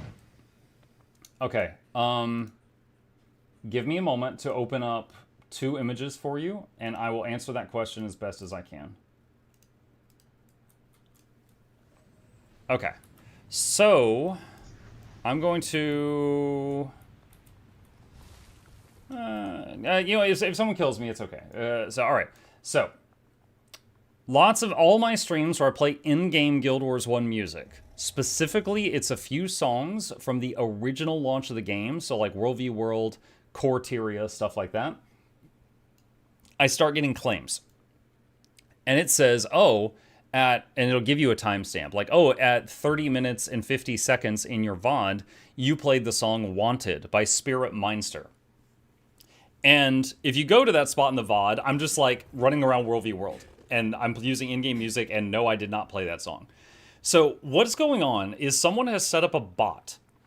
And the bot is like, anytime you hear anything that sounds like the song Wanted, claim it for us. And the bot sends out a copyright claim. And it's not that song, but it sounds similar. And that's the case for all of these. All 4 of these are not songs in my VOD, but they're songs that are very similar, and this malicious bot keeps claiming them. And it's happening day after day after day after day after day after day. And so the burden of proof is, the burden of proof is on me right now. So I can fill out a stack of paperwork to clear one claim, but I would have to do it, I do 2 streams a day, so I'd have to do it 4 to 8 times per day. And right now, like, ArenaNet's been notified. They are trying to get this handled, but haven't had success yet. But right now, essentially, the best thing I can do is just jam out to my own music and stop playing the in-game stuff. And then I don't continue to have the problem. Because basically, for me, like, when I do a YouTube, a typical stream to Twitch and YouTube, the amount of money I get from subs or memberships is way more than what I get from I get like a trickle of pennies from ad revenue, but it does add up. And, you know, doing it every single day, they just continue to essentially drain money from myself and every other creator. And I know that, let me see, hold on a sec. I'll show you one of my coworkers here. Here's Mighty Teapot. He's like, yo, YouTube, getting tons of claims here, blah, blah, blah, blah. And he couldn't get a human to respond, just like the bot answered him. But it's not just me. It's basically every Guild Wars 2 streamer that has their VODs on YouTube that streams in-game music. It's happening to. That's it. So, and again, it's Corteria. Like, the music you're hearing right now is from a Heart of Thorns raid. But it is, it's music in Corteria.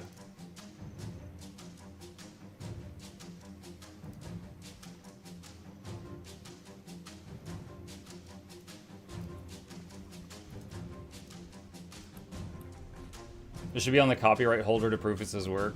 Yeah. Again, I'm not mad that there's an automated system. Like, with how many videos are on YouTube, it's impossible for a human to check them all. But at the same time, like, someone is very clearly abusing said automated system. So it just really sucks for us creators having to deal with this. Wow. I assume you guys just saw me losing 90% of my health there. And there he goes. Dude, oh my god. Thieves, man. That is a terrifying build, chat. He just hit me for 99% of my health. I turned and he was a mile away going back into stealth. That was crazy. That makes me miss just getting hit with, like, cheap shot, kidney shot in World of Warcraft from the rogues. Like, at least you could play the game afterward.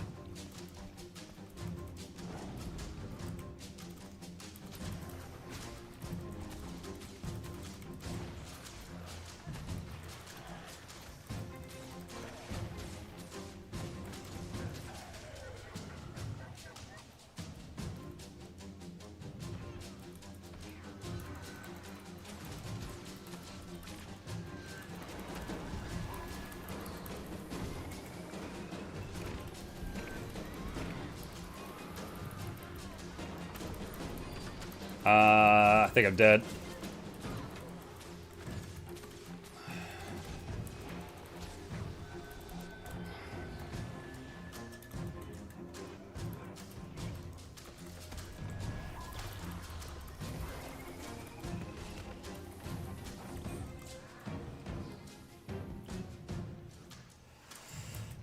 I need like a pillar or something to run around.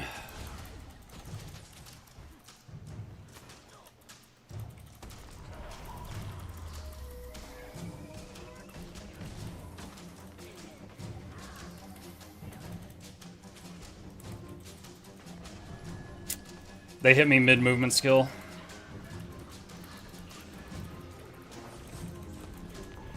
Dude, I'm getting dazed over and over and over. Oh my god.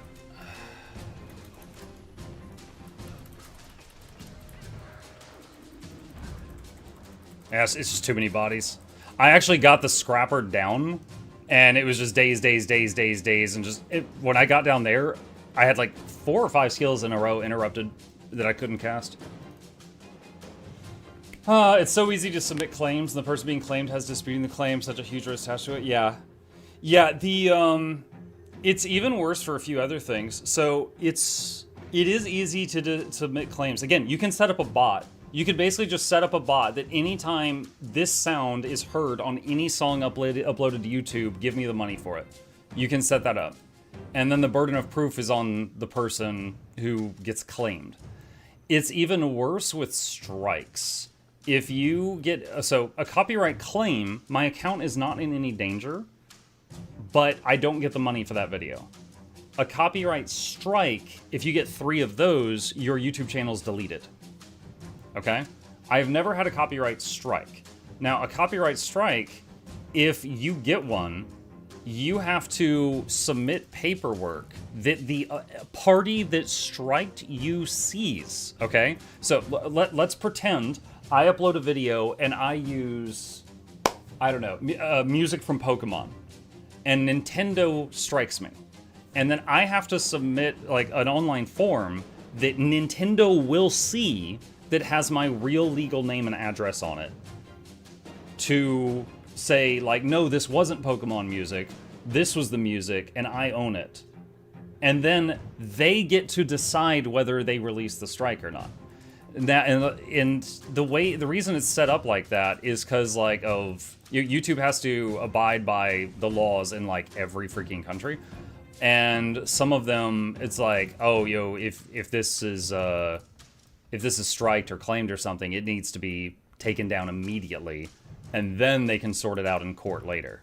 You can't just like leave it up for a while, and you can't leave it up until it's been proven. So it is certainly a system. It is certainly a system. Nintendo would murder you.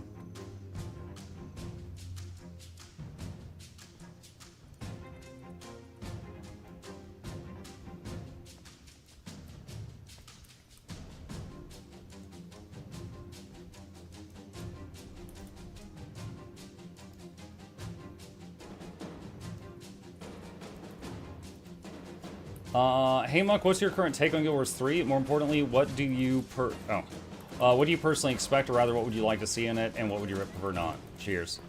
So my take on Guild Wars 3 is currently, I am excited that the company that made one of my favorite games is making another one. Okay? At the same time, I'm also a realist. Chat, I don't know if it's good. I am not going to sit here and tell you guys the best new MMO ever to exist is coming out, because I don't freaking know. It might suck. I hope it doesn't. I hope it's amazing. I hope I get addicted to it and it's just like the best thing ever. But I don't know that, so I'm not going to act like it is.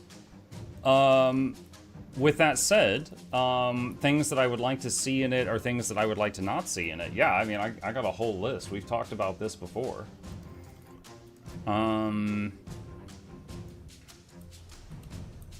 Let me see here. Hang on a sec. Let me try to get somewhat safe. So this is a list that we made in the past. I think that here.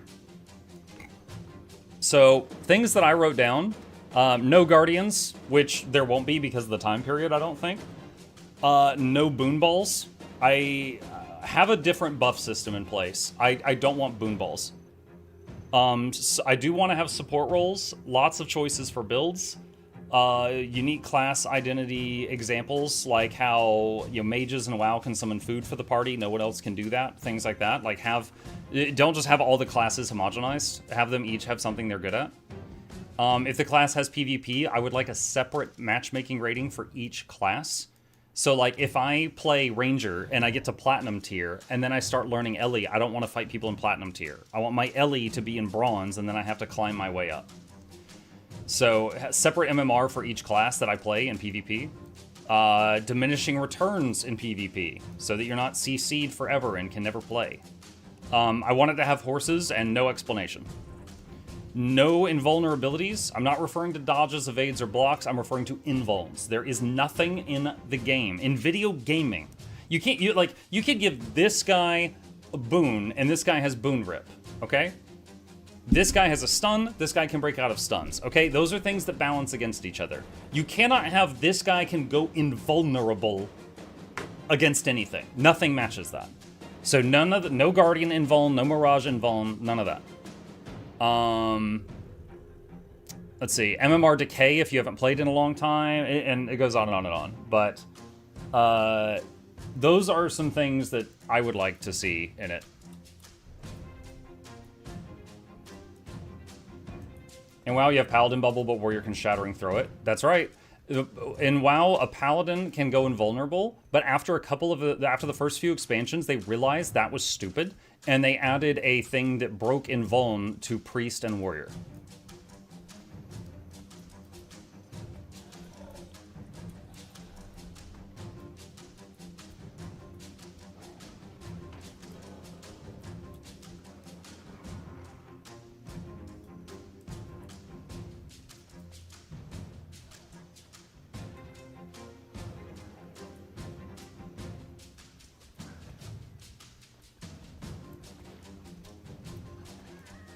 Priest can break invulns. At the time that I played Mr. Mattyman, which it's been a while, but at the time I played, they added Shattering Throw for Warrior and Mass Dispel for Priest, and either of those could break the invulnerability on a Paladin.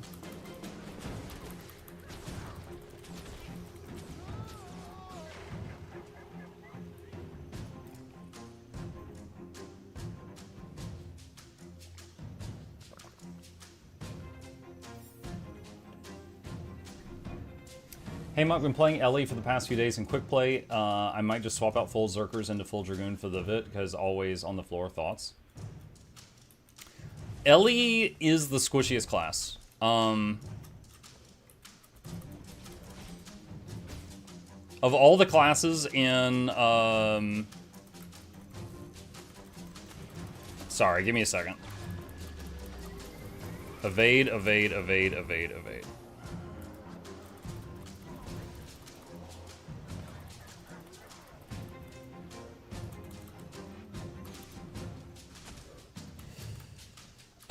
Of all the classes in Guild Wars, the class that dies the fastest when it gets hit unexpectedly is Elementalist.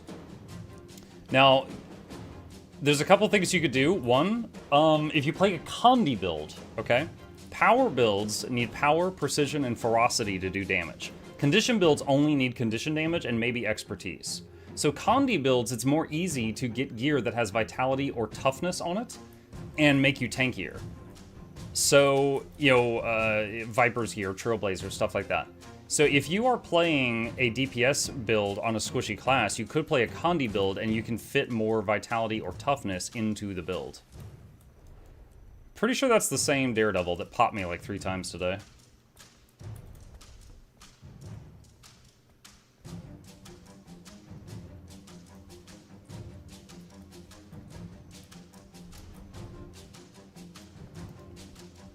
Sorry about the copyright trolls. It's okay. I mean, it's nothing any of you need to apologize for, but it is something that has been going on for, like, I think a year at least at this point, and it is what it is.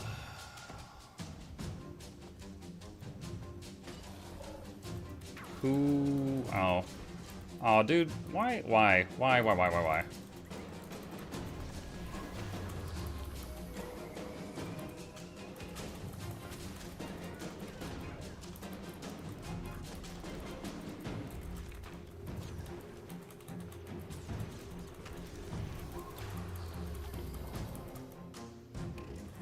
Dude, I am lagging really bad right now. I hit 2 skills during that fight that never went off.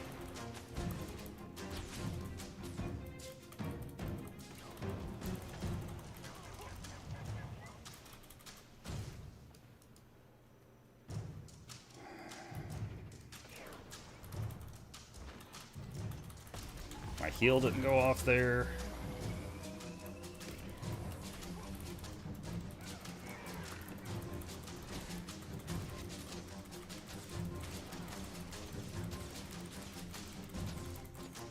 Oh, yes!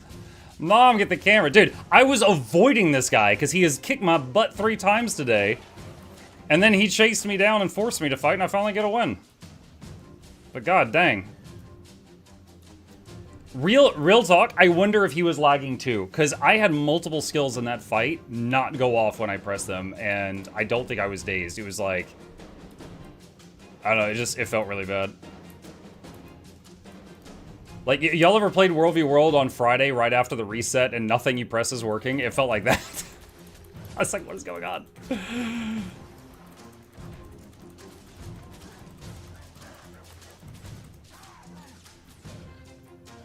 Mike, what relic are you using with that Condi Druid build? What is this one?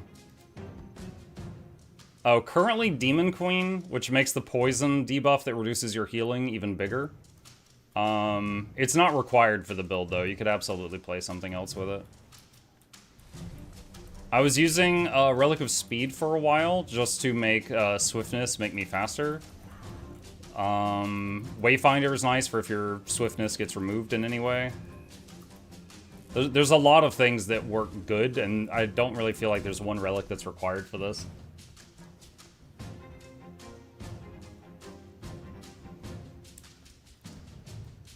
Zerg versus Zerg skill lag, yeah.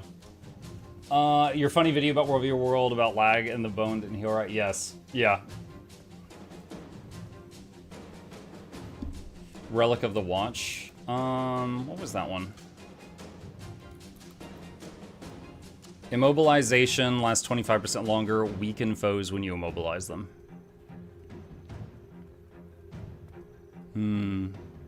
Could try it.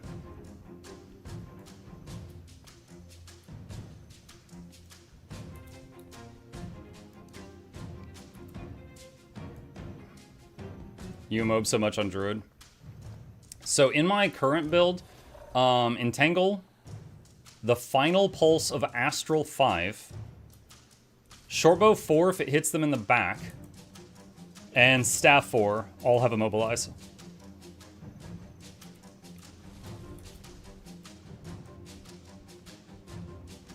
I'm sad I didn't know if you didn't choose a guild team, you'd be assigned a random team every month. Oh. What profession has the most support diversity in World v World? Every profession has support builds in World v World. Diversity? I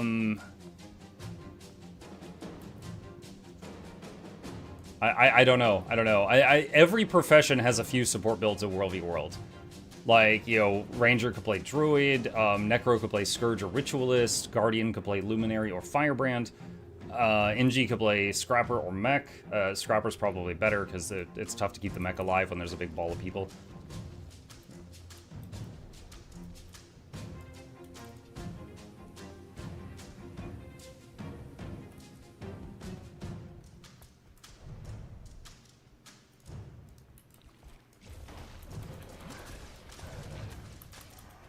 Okay, I opened that with a, oh my god. I opened that fight by immobilizing the Dolyak, but it didn't stick. I had to waste Entangle there, but otherwise it was going to get away. What was the Guild Wars 2 class that was memed as Moon Knight? Probably Antiquary. Random BS go. Because Antiquary pulls out all kinds of crazy stuff.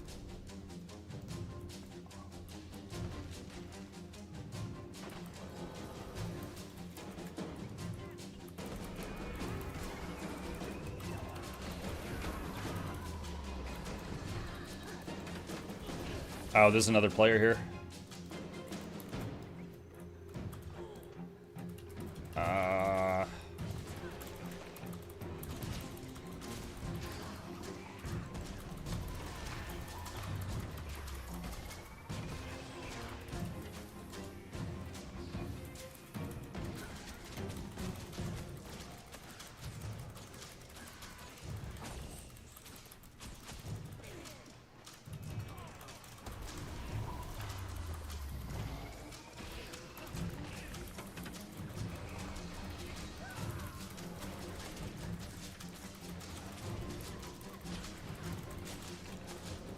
That was close.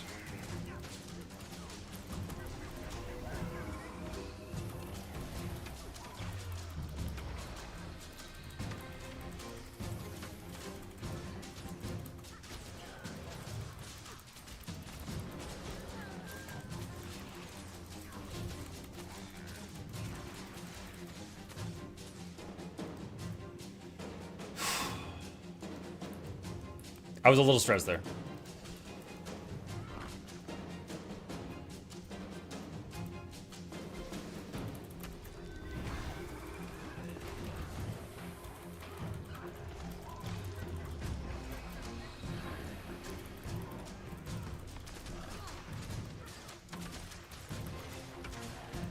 Look at that weakness duration. 10 seconds of weakness.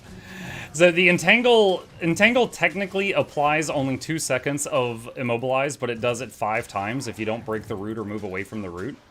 So it's applying weakness 5 times if you stay in it. Oh, whoa, whoa, whoa. Oh no, it's the same guy. No. I don't want to fight you. Leave Brittany alone. Oh my god. Okay, this is 2 people that I struggled killing both of them, and 100 other people. I don't think I can win here. Or I don't think I can live here, is the words that I'm trying to say.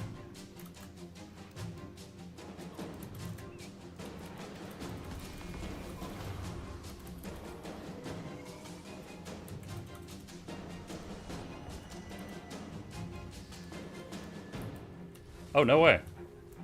I am shocked I dropped combat there.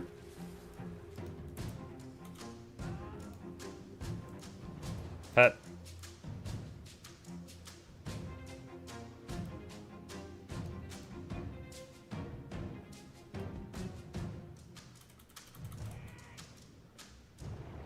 Did I never camp? Oh no, that's right. I like almost cleared the camp twice. I never capped it.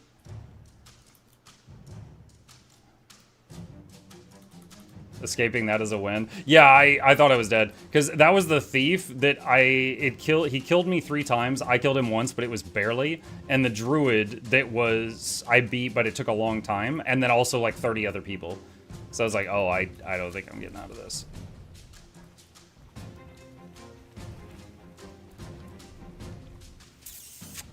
That's a lot of frogs, chat. That's a lot of frogs.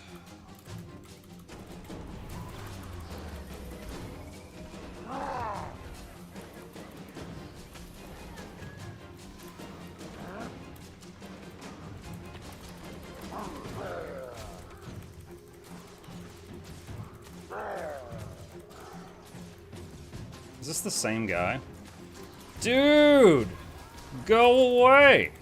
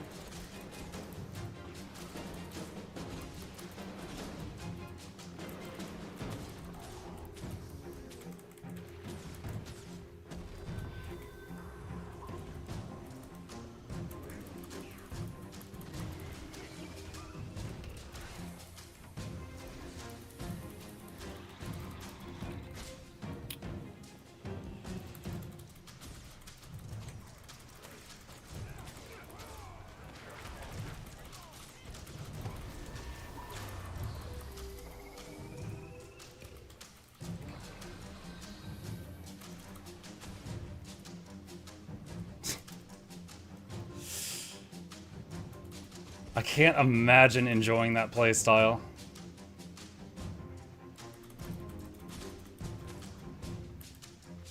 Oh, I don't even have food buff right now.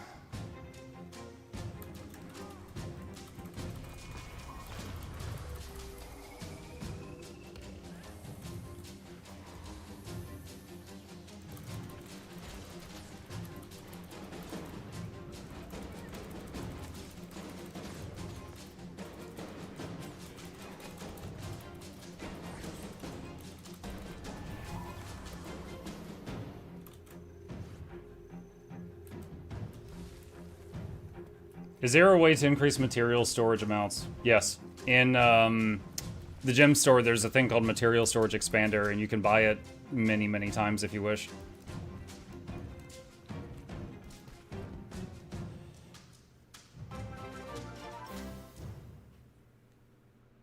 Mukluk bobble, mukluk bobble, mukluk bobble. Mukluk bobble. Seems like you're getting better at fighting him. Well, the times that he killed me, he jumped me while I was doing something else. So it's like it wasn't just a one-on-one, and he does a very large amount of damage. That time, he had my full undivided attention. So, and I also swapped out to the, I swapped to Beast Mastery for Wilderness Survival, which is a lot of tankiness. So that helped. But that doesn't mean I can catch him when he's like just porting all over the place.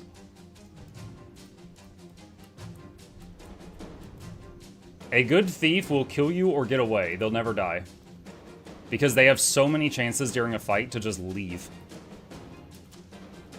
Do you think the DD is a stream sniper? It's possible. I've run into him like 5 times at different camps. But if he's just going from camp to camp in the same way that I am, it's possible that he's not, and it's just unfortunate for me. But it is also absolutely possible that he is one. But I'm not sure of it, so I'm not going to claim that.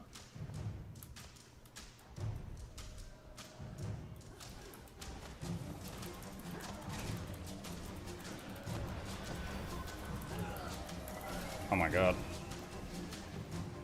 All my abilities there were interrupted.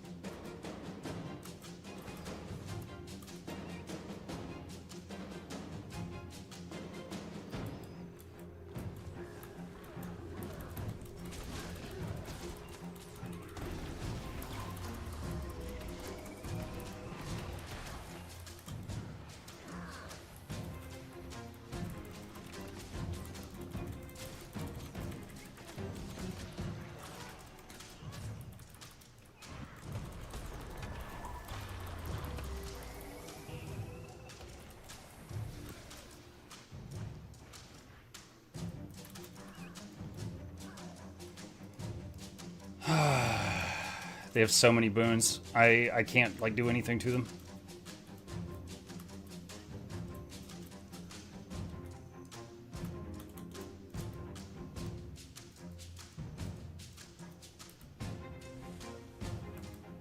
Are they gonna come over here and fight me? I was hoping to take the tower back after they left, but if they stay, then I can't.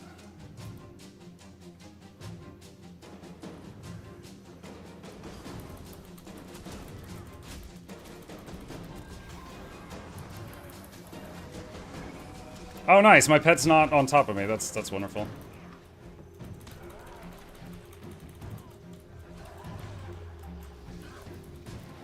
Oh, I had reveal on me. I didn't,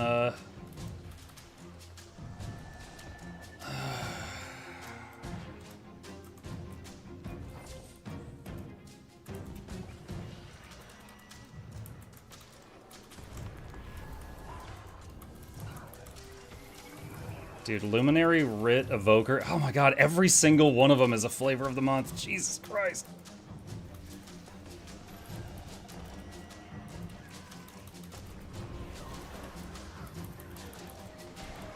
Yeah, I'm dead. Paragon, Luminary, Writ, Evoker. Every single one of them is one of the new busted specs. Oh my god. Don't think your guard disguise worked? No, it didn't.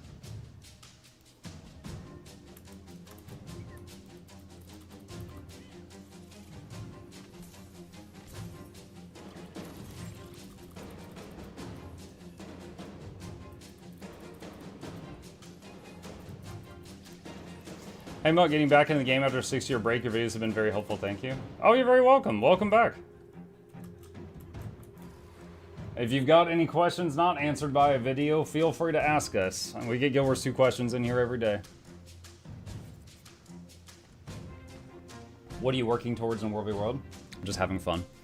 PvE for me has been kind of boring lately, just because, you know, I've got 10,000 hours in the game. World v World, I never know what to expect, so it's refreshing. Unitas Gearbox. Oh, I got 2 of them. Okay.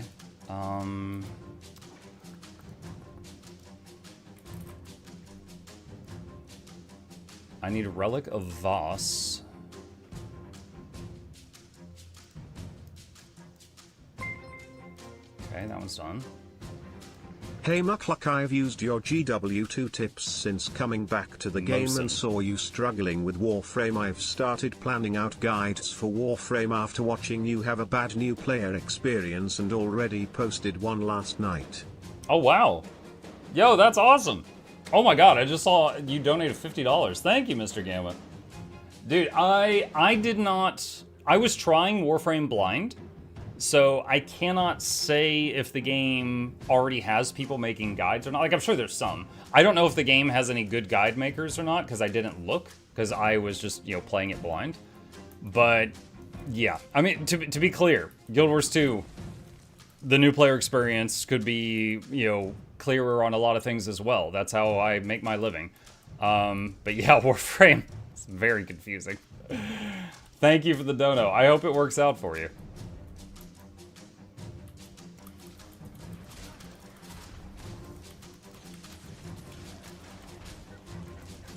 Which game? Guild Wars 3? I would believe people already making guides without knowing anything. What? No, we weren't talking about Guild Wars 3.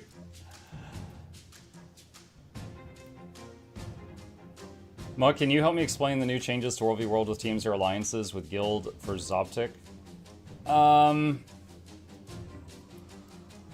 So World v World, instead of fighting people based on the server you're on, now you fight people based on what team you're on. So you and your friends that were on different servers can just join the same team and play together. That's basically it.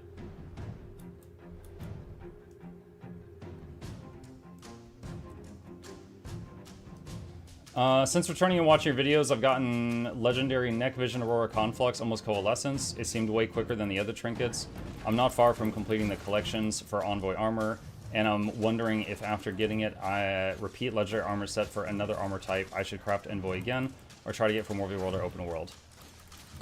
Your first set of Envoy is the cheapest because it gives you the Ascended pieces for free. But for the, if you make more sets after that, you have to craft the Ascended pieces, so that's an additional expense. I would say the easiest way to get more Leggy armor is doing whatever game mode you enjoy. Let me give you an example. Let's say you play PvP all the time, and you just like PvP. You might already have enough tickets to just buy a bunch of pieces of Legendary armor, and it doesn't even feel like work at all.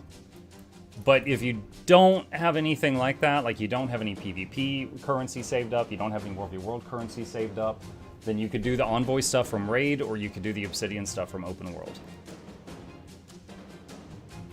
Like right now, I am enjoying World v World, and so what I'm doing is I'm doing reward tracks that give relics, and that is allowing me to slowly get all the relics that I didn't get from the last few expansions from the reward tracks while I'm playing this.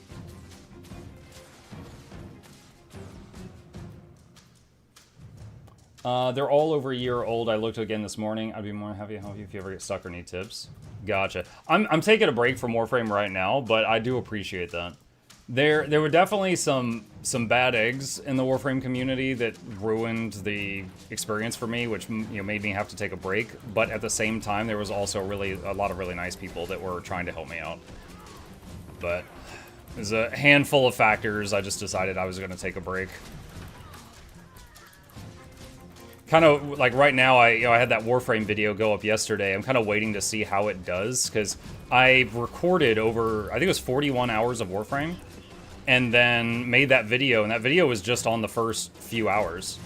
So if that video does well, I could easily crank out like 7 more like that.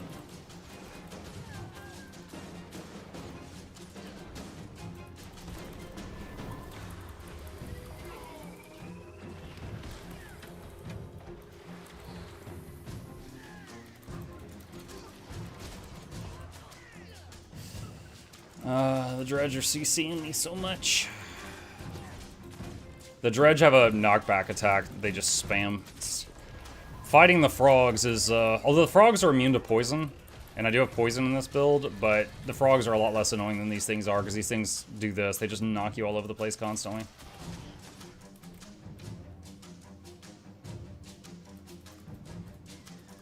Do you have a Central Tyria guide or helper video? YouTube channel search for doesn't give me a clear answer. I'm trying to slam all my masteries. Okay, if you're trying to get masteries in Central Tyria, fractals. Fractals count as Central Tyria and give a lot of XP on the mastery bars, if that's what you need. If you need mastery points, then what you want to do is you go in here, you click this gear, and you set a filter to show you core mastery points. And then here's a list of all the things that you have not yet done that can give you core points, and just take your pick. Whatever you hate the least.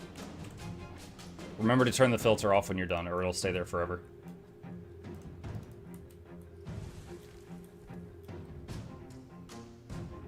Yeah, I do have a guide on like how the mastery system works, but I don't think that's what you needed.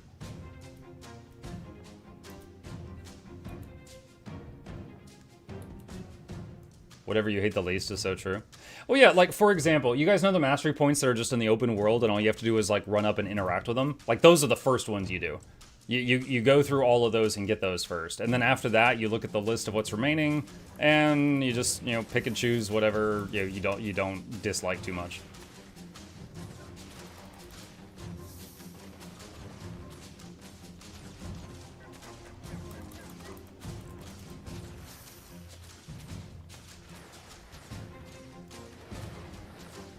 The expansions I can easily do, but after getting Pack Commander, I'm just sitting here like, what the frick do I do now? Yeah, honestly, like, I myself, you know, got the masteries that I wanted really quickly, and then the others, I just let them fill up slowly over time.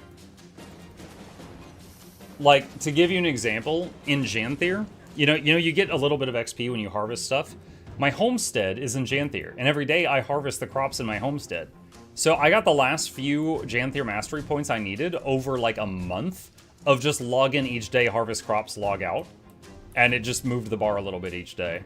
So it's like, you know, I didn't care about fishing, I didn't care about skiffs, I didn't care really about the homestead that much beyond the harvesting thing. So I just let those trickle in slowly over time.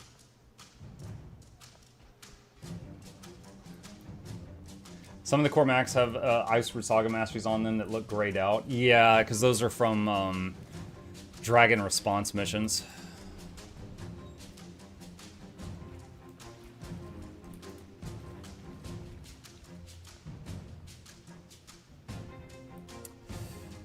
This is going to be rough. This is a tier 3 camp with dredge.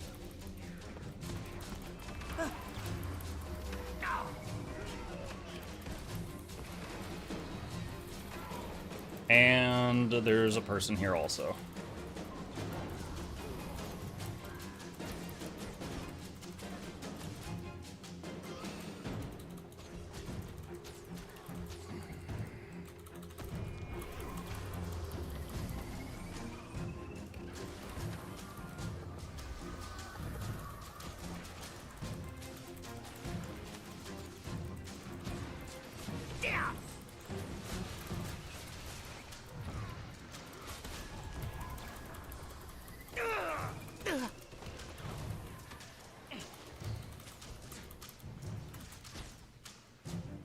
I don't know how many people I'm fighting right now.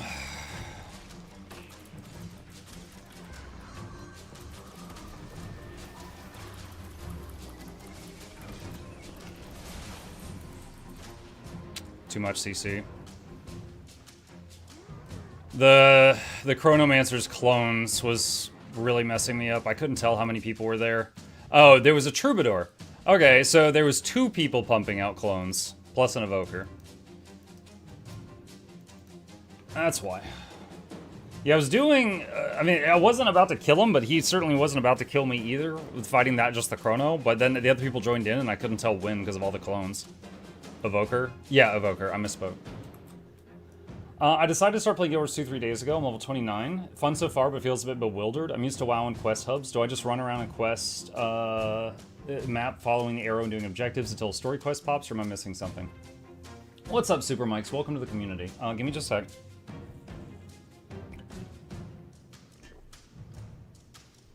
My throat's a bit ragged right now. Okay. I also came from WoW. If you need any comparisons, I can do that. In World of Warcraft, like you said, there are quest hubs. You know, you go to a town, you accept all the quests, and then you go around, do stuff, then come back to the town and turn them in. In this game, you basically just keep going to the nearest thing on the map you don't have. Like, you open your map and you're like, there's a waypoint, there's a point of interest, there's a vista, there's a heart. Okay, I'll do stuff in this area. And then you don't have to go turn it in, you know, when you finish the heart marker. The heart is basically our quests. Now, when you finish a heart, the guy or gal that had the heart marker will become a merchant, and sometimes it's worth going back and seeing what they have for sale. They might have something interesting. But beyond that, you just keep opening up the map. And then you get a lot of rewards for when you 100% a specific map, or when you 100% the world when you finish all the maps. So, you know, both of those are things to work toward too. And there are end game weapons and armor that require stuff that comes from opening up the whole map. So even at you're at a low level, you are actually making progress towards some end game projects right now, which is awesome.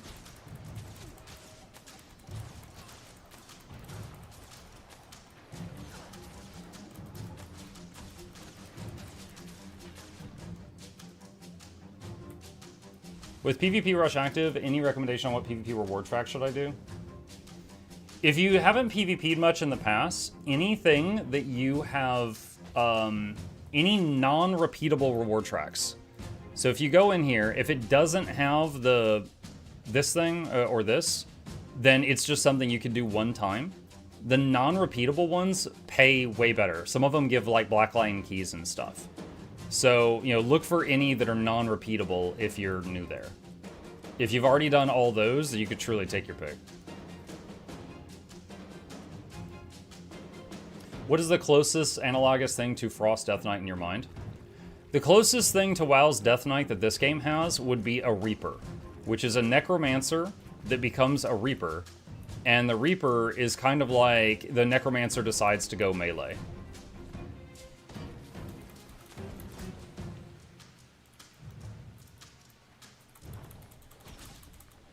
Oh.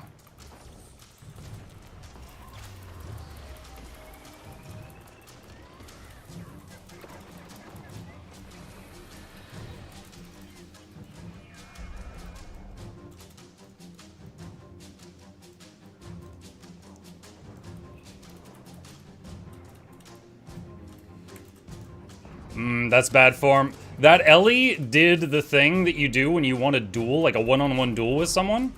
And then this happened. So he approached me and he hopped up and down repeatedly and he didn't attack. So I was like, okay. So I accepted the fight and then this happened. So, all right. Kill him on sight in the future if I can.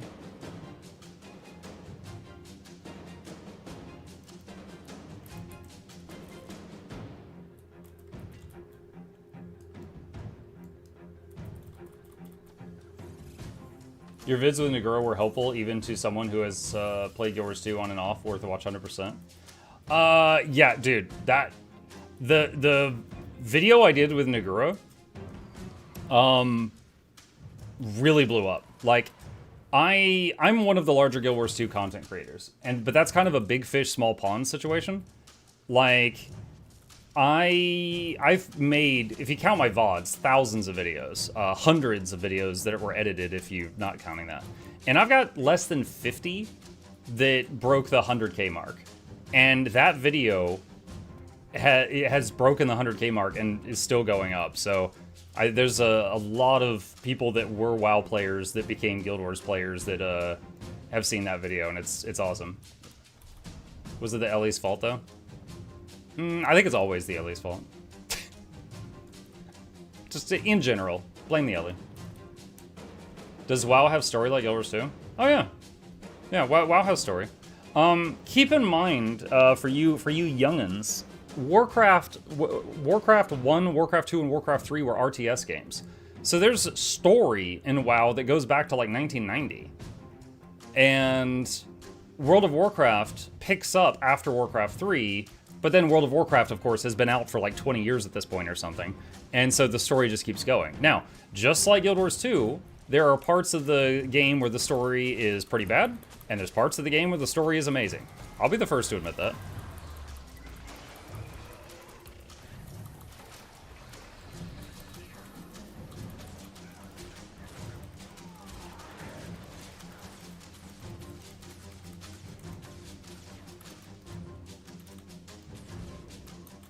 We don't speak about Shadowlands.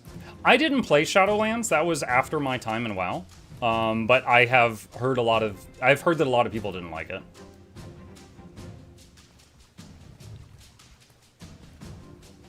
The RTS was so popular here in Kuwait, people learned English to understand the story better, and the story was baller. Yeah. Yeah, Warcraft 1, the story was basically humans good, orcs bad, kill the orcs.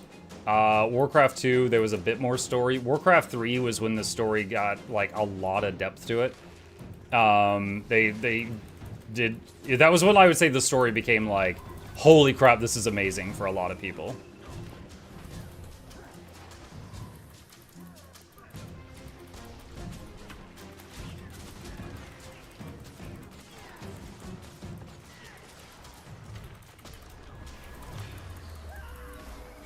Go, Ninja! Go, Ninja! Go!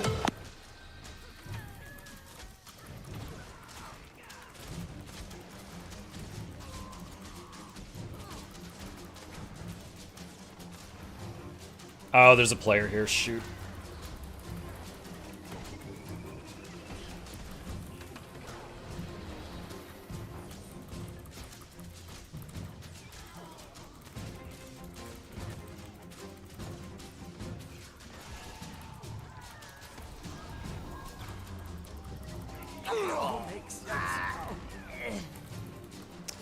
Think I'm dead again.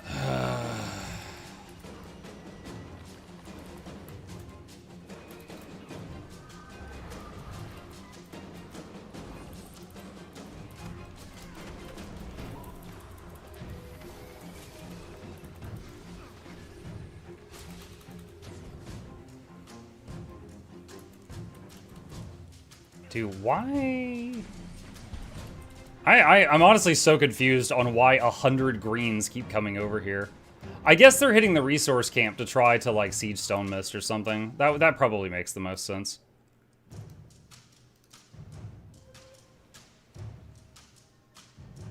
If they're trying to siege Stone Mist Castle from, like, the west side, then the nearest place to get resources is right there, and then bring them back. So that's what they're probably doing, and I just was there. Are mastery points attached to zones or stories? Both. They're attached to both. Once again, if you're looking for mastery points, go here, go to achievements, click the gear, add filter for whatever mastery points you want, and it'll show you where you can get some. It'll make a list of all the ones you don't yet have.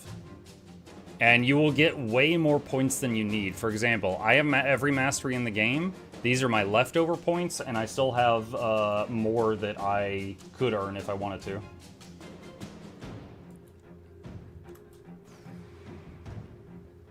What GPU and processor? Bluebell just put a link in the chat. That's got all my system specs in it. Does Guild Wars 2 have add-ons like WoW, or is it pretty vanilla on the mods front? Guild Wars 2 has a smaller population of players than WoW, but there is add-ons. For example, here, this is event table. This shows me what events are happening in game right now. Like this is a list of world bosses that I could go fight right now. So yeah, that's one, for example. Another one, now in the game mode I'm in right now, the only mount you can use is the Warclaw, the big cat. However, outside of this game mode, I have a add-on that's like a mount wheel, and I hold down a button and the wheel comes up, and then I mouse over the mount I want and release the button. So that way, instead of having 9 different keys for my 9 different mounts, I just have one key that opens all of them. But yeah, there's tons, actually. There's a lot. Necro Bladesworn. Oh, there's like 6 or 7 people there.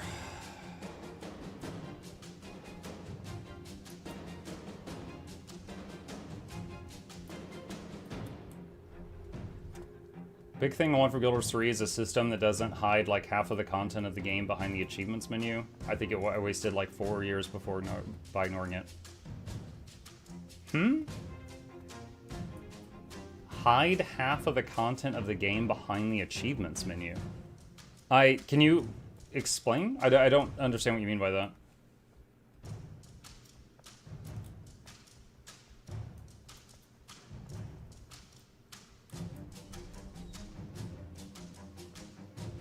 Maybe collections? Maybe.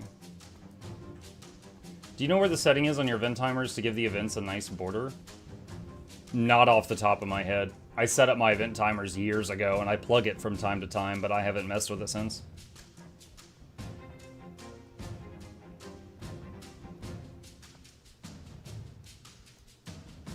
I will say, with anything with Bloodshot, if you get stuck, if you go ask the, if you ask the Discord that made it, they're super nice, and they will, they can help out.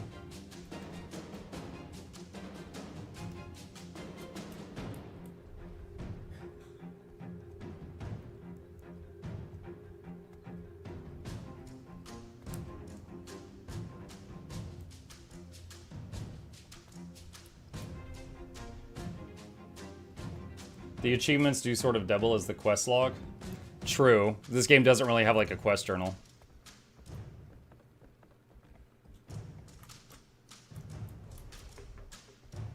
Do you recommend doing the game in order of release, or after finishing base story, do you recommend going to a specific X-Pack? It depends on what you want. Let me give you an example. If you looked at Mechanist and you're like, oh my god, that's where fun is, I want to play that. Go straight to End of Dragons and get Mechanist unlocked, you know? And then go back to doing whatever you want. It really depends on what it is you desire.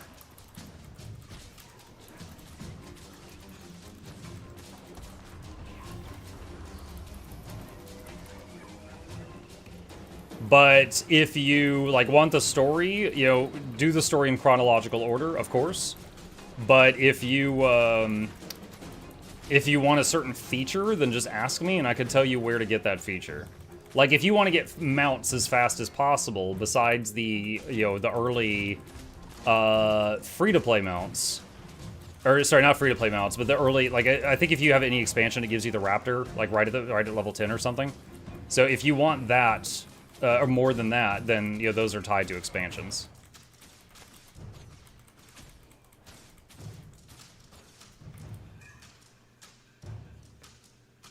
Do they all use the same hero points? Yes, but anytime you do a thing on the map that gives you a hero point in base game, you get 1 hero point. Anytime you do a thing on the map that gives you a hero point in expansions, you get 10 hero points. Watched the Warframe vid, now I gotta watch the VODs, see more. Gears of Warframe are the primary long-term games I play. Nice! Yeah, I've streamed, I think, 41 hours of Warframe, and then I took a break because I was getting frustrated with some stuff. I might go back to it later, but, we'll see. Oh, I'm dead. I was like, maybe I could get away, but then that pull. Who did it? I guess the Amalgam used a magnet on me? Or he did the chain, one of the two. Do you have an updated guide on where to get all the ranger pets? I don't. I don't have one, no. I have a few videos on specific pets that came out, like when the bee came out, or the land shark, which I'm using right now, when they added that into the game. Because those were added just like one at a time. And I have a video that reviews a lot of the pets, but it's a bit dated. So I would say if you're looking for where to obtain pets, the easiest thing is to pull up the wiki list, and it has all the locations next to it.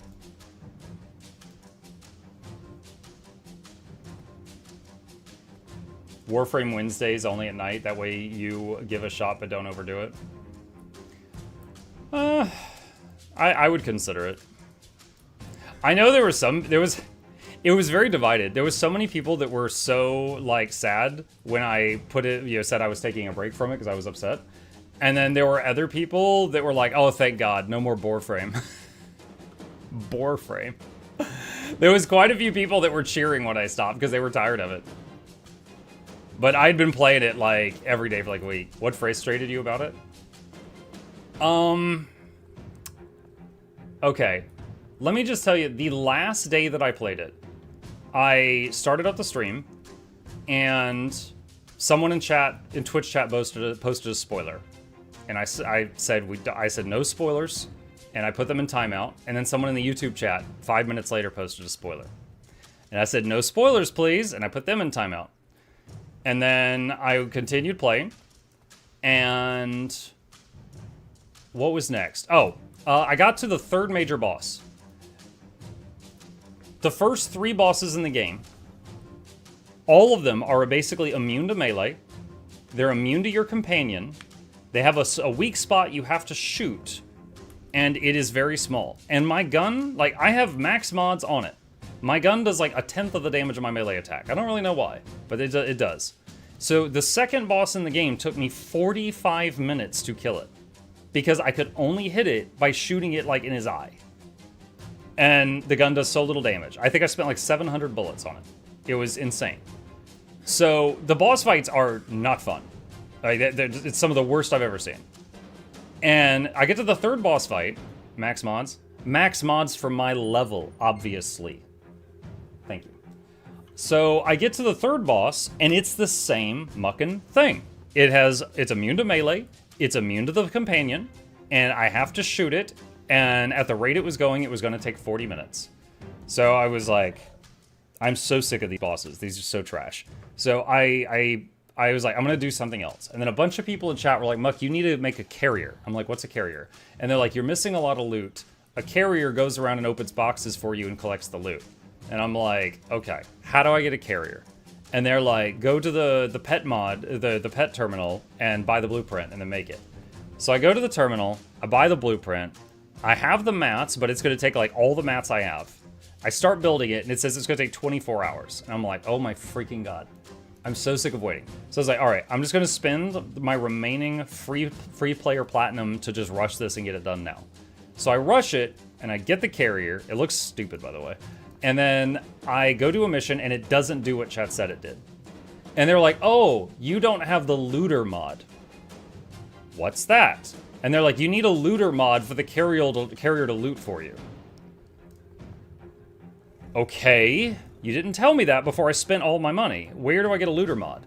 And I looked up where to get it, and I have to go to this guy. And I was like, oh, I remember this guy. He gave me this really, really boring quest where I go around with binoculars and I find like a pea trail on the ground to find some animal that was whizzing all over the place. And they're like, yeah, it's a repeatable quest. I'm like, well, that was awful. I don't want to do that again. I talked to him, and the looter mod costs 75,000 reputation. You earn reputation by repeatedly grinding the quest where you follow pea trails. And you can earn a maximum of 15,000 reputation per day. So I needed to grind an activity I hated doing for 5 days straight to buy the mod to make the pet do the thing chat told me the pet did baseline. And now I'm poor because I spent all my resources. That was the last day I opened the game. 2 spoilers, a boss fight that was going to take 45 minutes, and that.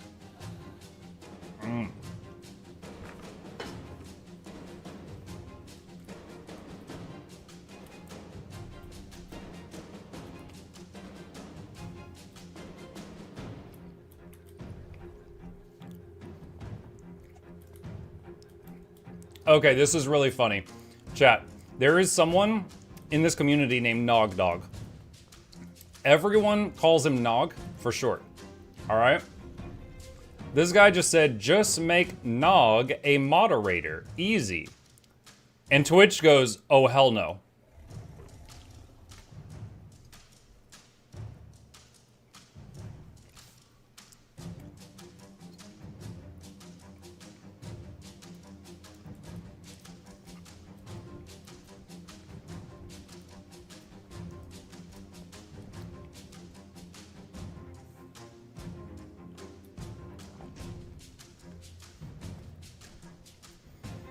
You need the looter mod to break boxes and the vacuum mod to suck up the loot. Oh, so there was another one I didn't have? Oh my gosh. So yeah, part of it was the game. Part of it was the community. Like, I think in the 8 years I've been streaming, we average like 100 games a year. But I didn't do that the first few years. So let's say I've probably played like 400 to 700 games as a streamer. 100%. Warframe was the most spoilers I ever got playing a game. On day 1, someone in chat said, I can't wait for him to see that it's kids piloting the frames. Which is a big reveal like 30 hours in.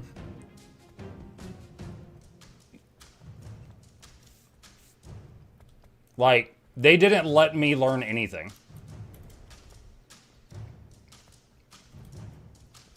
They spoiled that? Mm-hmm. Day one. Thanks for the spoiler, Mark. We were literally talking about Warframe spoilers. I have no guilt.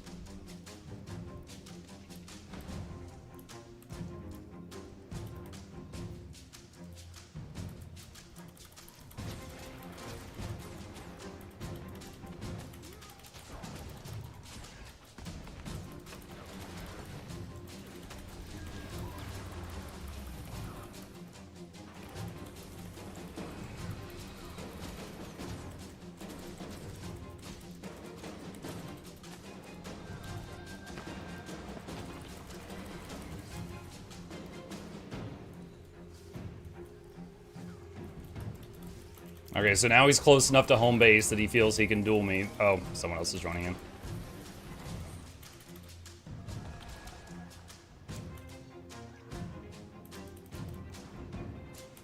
Mark, was there another game you rage quit recently because of heavy spoilers? Was that better than Warframe?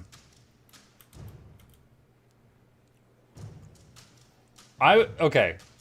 The only game I've ever rage quit, like I was mad, in 8 years was Gothic. That's literally the only one. There might be other games I stopped playing because I was not having fun or something. But rage quit, there's only one.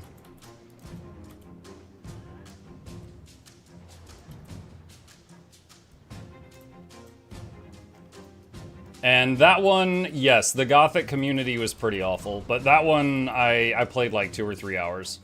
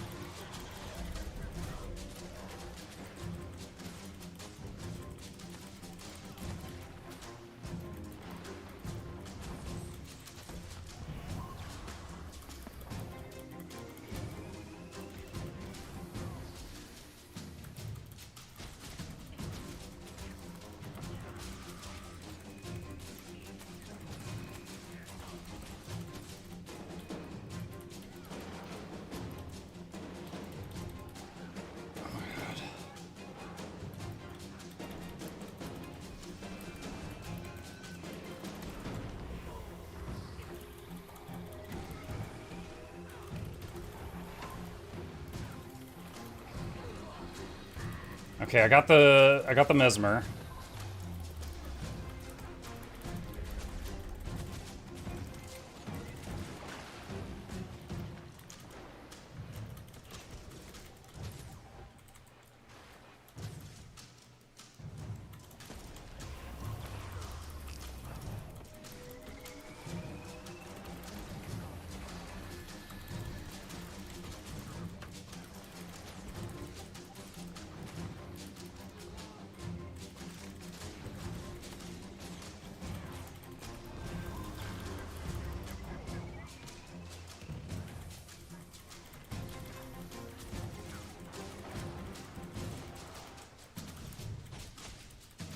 Why are you running?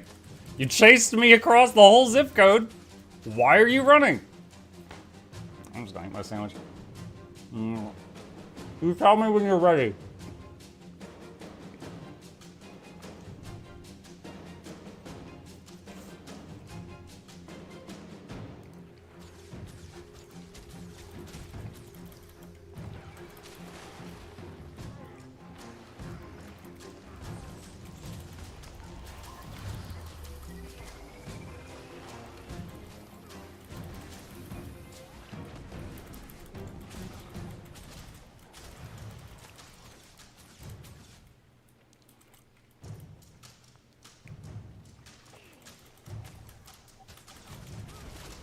This guy has got the mobility down, but I don't feel like I'm in any danger. So as far as amalgams go, not the best.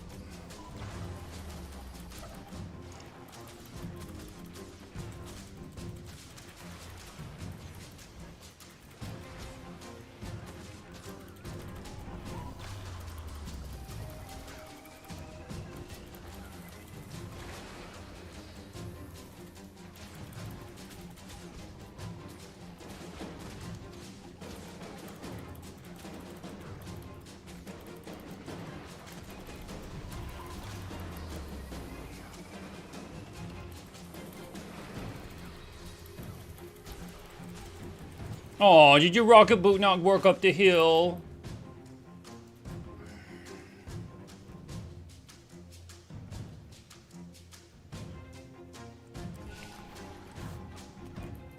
Oh, what's up?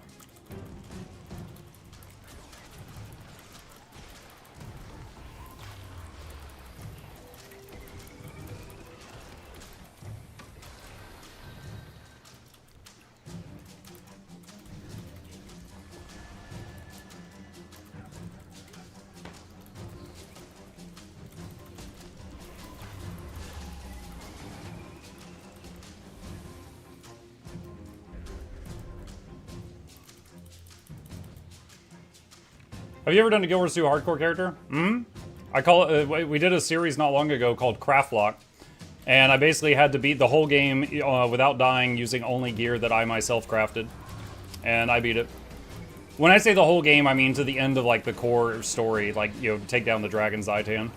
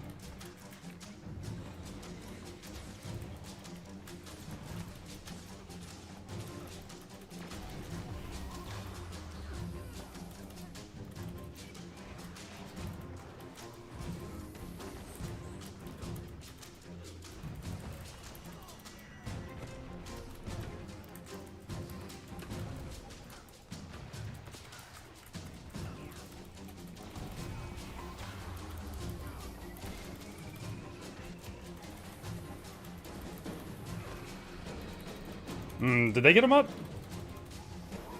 I don't know if they saved that guy or not. They did.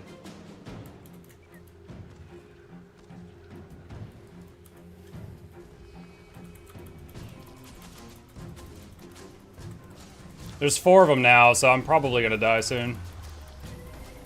But this has been very entertaining while it lasted.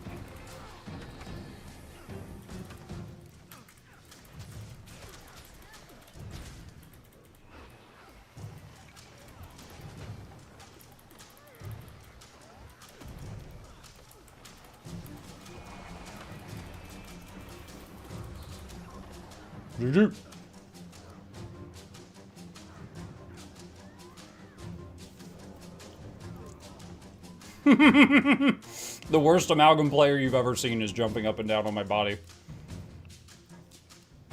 Amalgam is legitimately the most overpowered thing in PvP right now. He's playing a flavor of the month spec, and it was doing like no damage.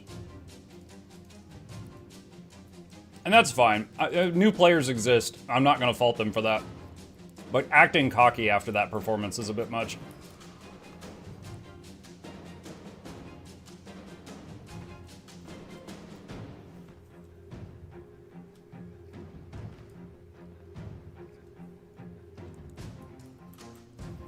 Muck's such a menace in Warframe World 4v1 eating a sandwich, stay into you.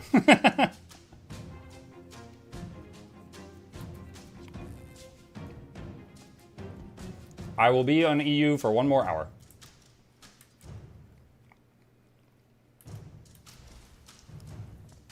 What kind of sandwich? Peanut butter and jelly. I am a simple man.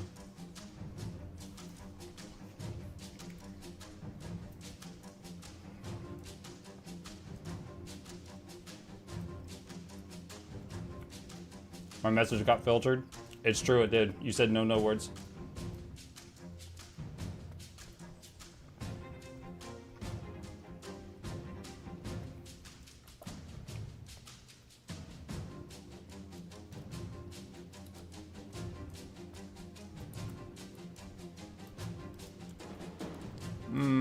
Two people. I should not do this.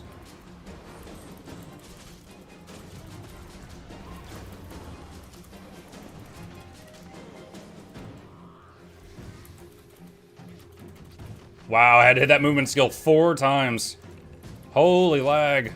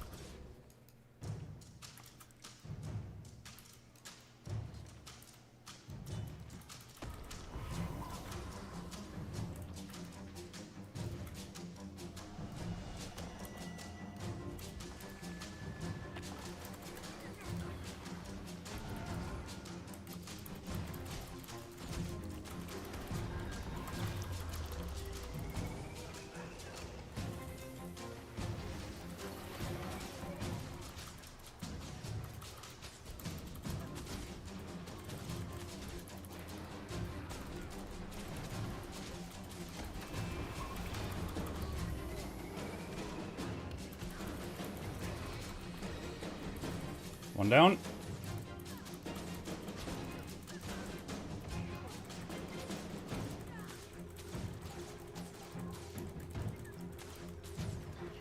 Two down.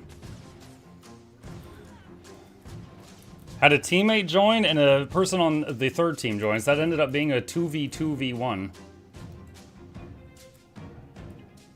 A Ratmancer. I have not seen a Ratmancer at all today. He's in a costume though, so I think he's just messing around.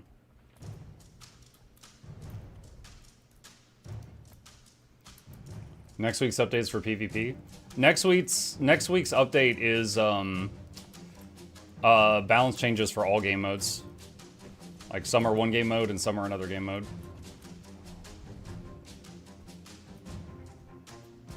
What's your opinion of Warrior and World v World in general? A good Warrior I can never beat. Like, they're a Spellbreaker specifically, their kit is so powerful that if they are playing it well, I cannot win. Luckily, most Warriors are not good. So I always try versus them, and then it's just like, alright, well, let's see how good this guy is. And if I win, I'm like, okay, he wasn't up there at the top.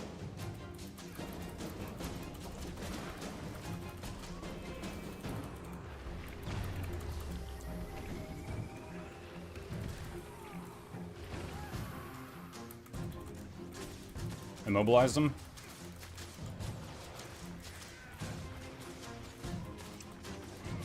Are you excited for the druid changes? I'm looking forward to trying them out, yeah. I'm losing a 1 second daze trait, which is unfortunate, because chaining CC together will be, you know, just slightly harder, because I'm going to have one less tool. But there's a bunch of other stuff that we're getting, and I'm looking forward to trying it out.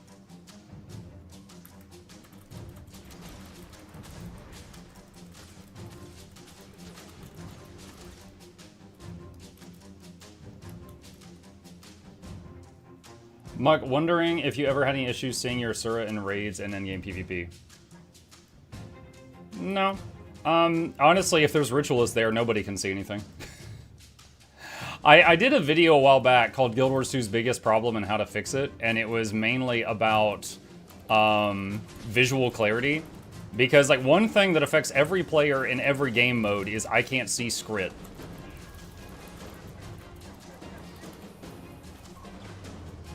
And ritualist spirits are part of the problem.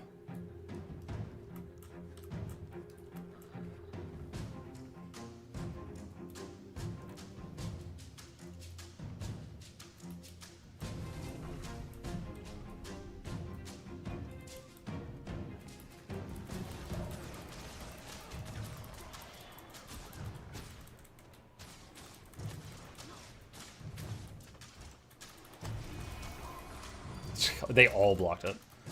Oh, he just...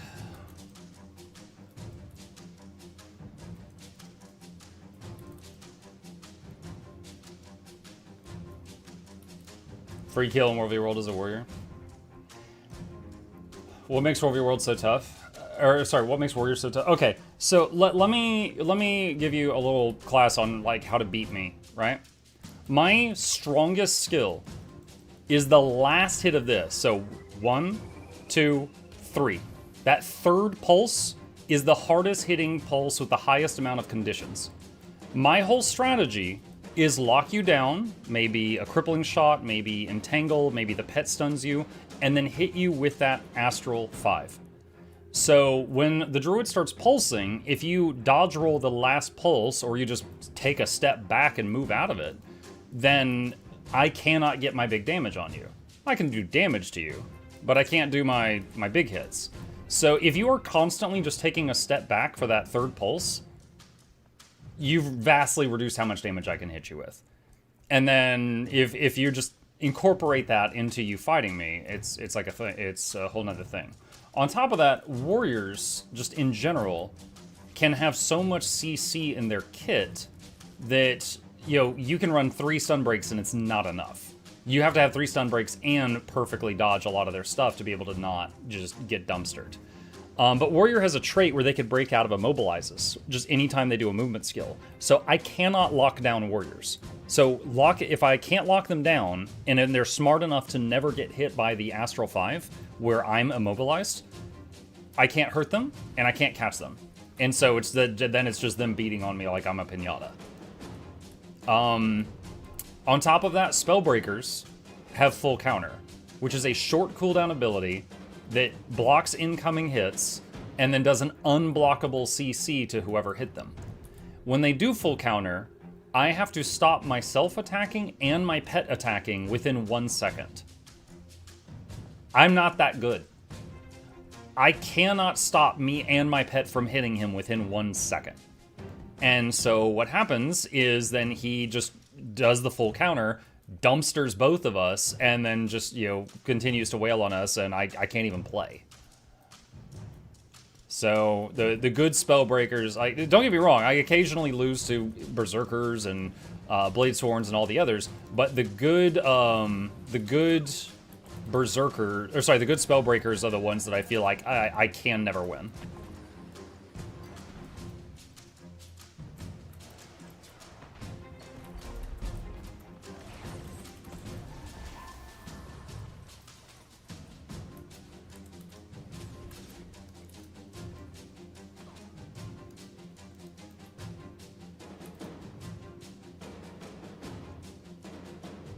So I could Virtue out the last hit since F2 breaks Immobilize and then Binding Blade.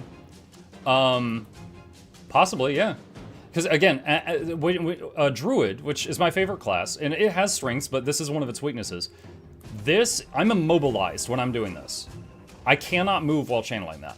If you see the Druid move, it interrupts it. And the graphic might lag behind, and maybe you see the graphic move, but it's not actually still going. So, yeah, if you do not ever let the Druid get the last pulse, the third pulse of that move on you, you are very much lowering how much damage he's doing to you. That's like our thing.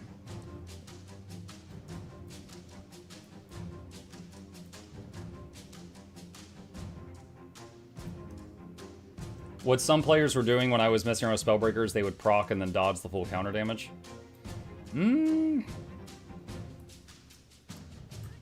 I don't know. I don't know if you can do that. Is the sand shark swimming through the floor? Yes.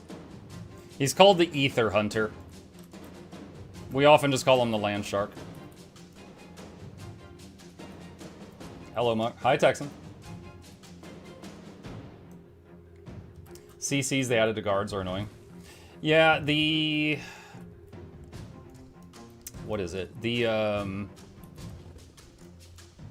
Char, the Char guards, they have a charging move where they will stun you, and they have an immobilized net that they'll throw on you. And then the human guards It's like the female human guards will blind you repeatedly. And the Asura cultist guards have the spectral grasp, the necromancer pull, which is pretty nasty.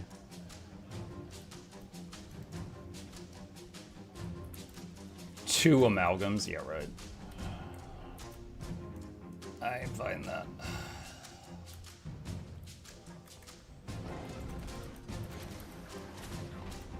I just got a weekly done while running around.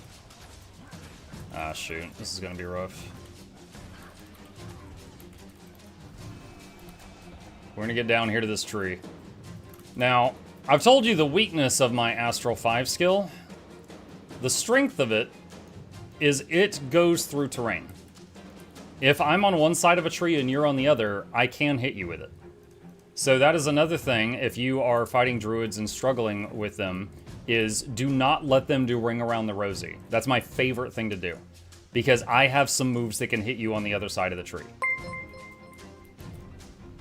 Yo, Chomp! Chomp rated my stream with 94 viewers. Thank you, Chomp. Appreciate you. Welcome. I'm just answering a lot of questions and playing World v World right now.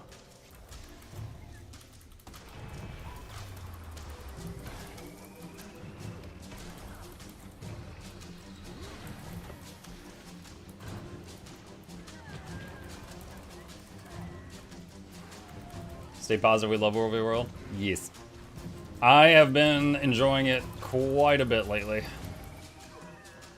It's like, PvE is great, and I love it, but after 10,000 hours in the game, it feels like a script, and I already know the whole script.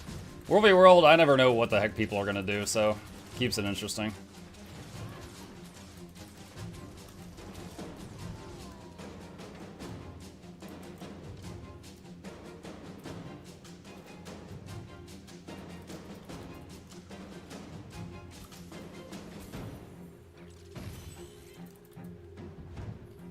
Just do infallible. The thing is I did the Undying and the Immortal achievements in World of Warcraft. Infallible's the same thing. And what that usually means is do a raid and never die, and then get mad at Billy because he keeps causing wipes and stuff, and then you die because of him. So I don't think Infallible would be that hard for me. This is kind of cocky to say this, I recognize that. I don't think it would be that hard for me, other than being patient with other people until they stop making mistakes. Oh, a Vindicator. Alright, yeah, we'll use this tree. Oh, no, he gave up. Okay, he thought I was gonna run forever. I was just finding a good spot, dude. Come here. We're gonna play by the tree. Alright, Bill, Tony, go hit him. I called him Billy by accident.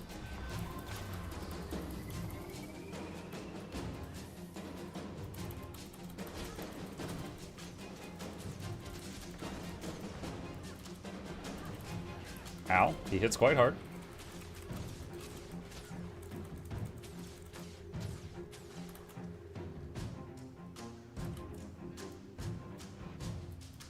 He was trying to back up to kill my pet, but we're not going to do that.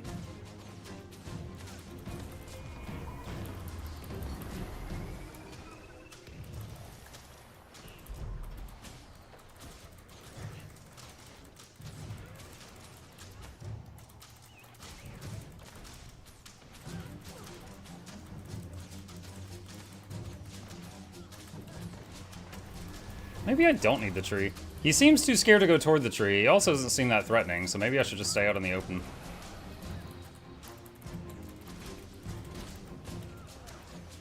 Although I am disliking how often he is evading everything.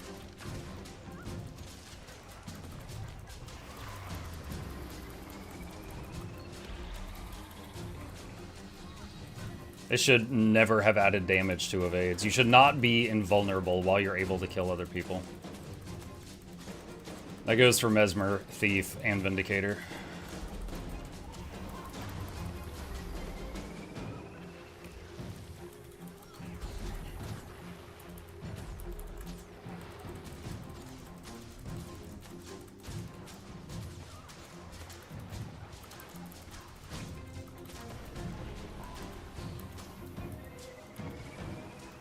Hold on, dude. I gotta refresh my food. Okay.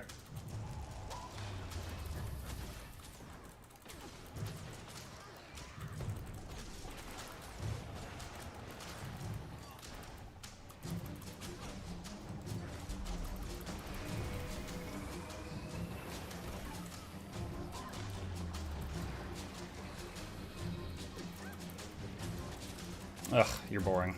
I'm leaving.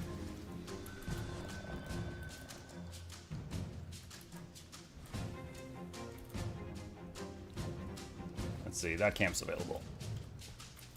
When you were bringing to Guild Wars 2 and this is just intense to watch, that wasn't too bad. That guy was using Hammer, and Hammer on Revenant, they shoot energy out of it.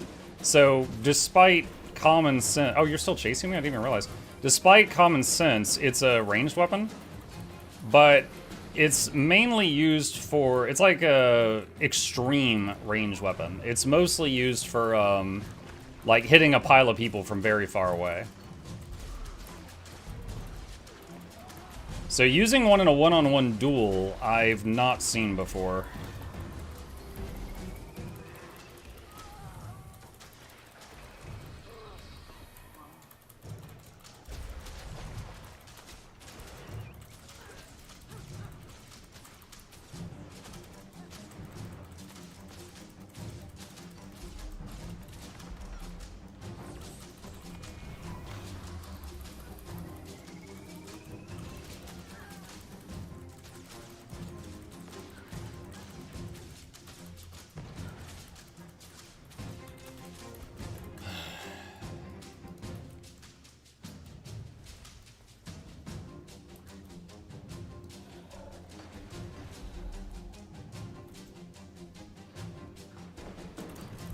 Is there a slash psi?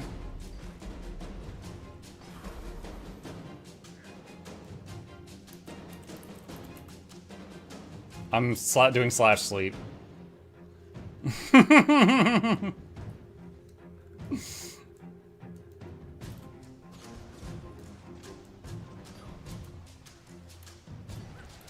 Dude, you 6-piece chicken McNobody. Don't touch me.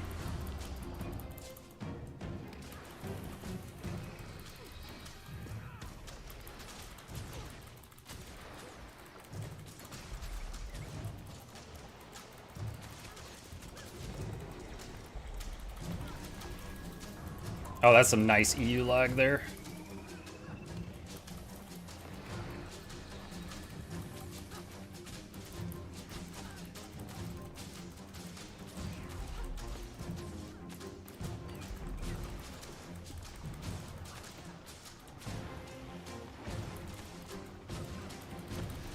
God, I love how he's invulnerable 60% of the time.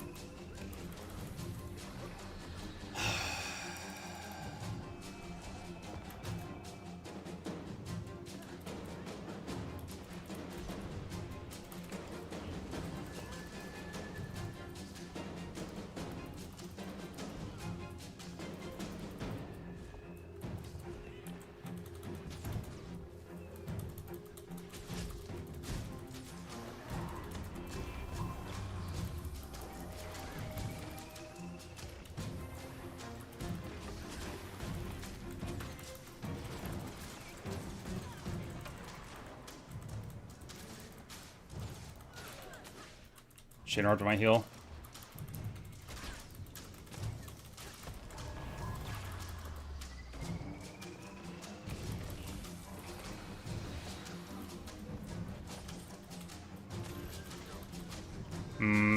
There's 3 on me now.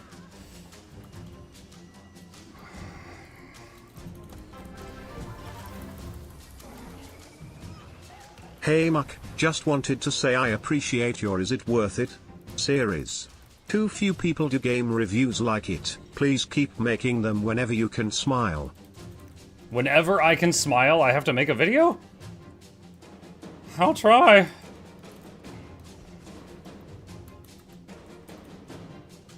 Who was that? Casser. Thank you, Casser. You know my favorite part about that exchange chat? Is I went invisible, and that whole blue team turned their attention to that green Vindicator that chased me for 30 minutes, and now they're chasing the pogo stick guy around. So So I just like, I took that problem and I just dumped it off on them.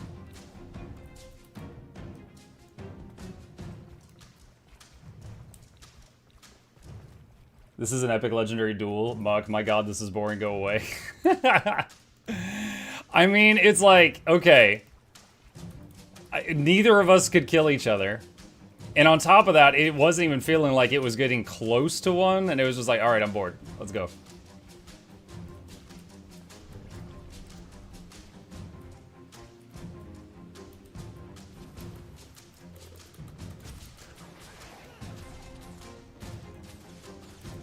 Think you also had an ally there? If I did, I didn't see him.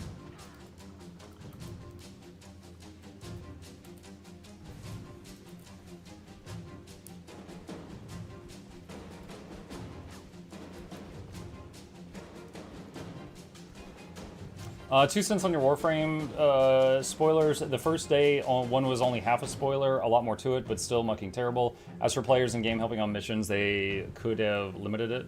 Their power, reset their Warframe's rank, which is beneficial instead of trying to show off and play their delete everything builds. Maybe. I still feel like that's more on the game than players to do. Like, okay, just to include the whole chat in the conversation. In Guild Wars 2, if a level 80 person goes to Queensdale and helps fight the Shadow Behemoth, everyone there is squished down to like level 10 or something, right? In Warframe, if a max level player helps a new player on something, the max level player just like deletes everything in the whole zone, and the new player is just frantically trying to keep up. They can't really do anything. It's like they can't play the game. And like there's no squish for the max level person. And I consider that to be a con. And what Avalenti is saying is like you could have asked them to like, you know, reset their frame level or something, which one, I didn't know that was a thing. 2, I would hate to do that. I don't know, I feel like that would just feel kind of whiny. Like, can you guys reset your power level so I can play the game? You're killing things too fast. Like, I don't know, it feels weird. I don't want to have to be in charge of having to do that. Holy days? Days for days? What?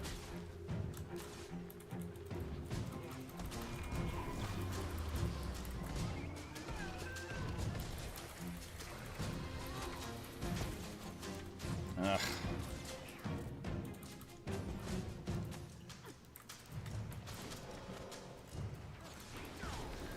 Oh my god, magnetic aura on everything? Muck you, guy.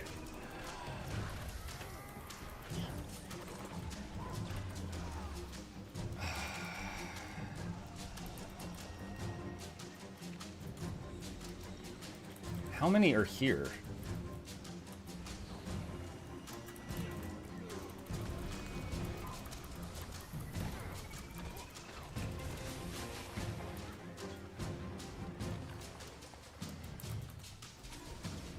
Now, in this moment, the Relic of Speed would be nice.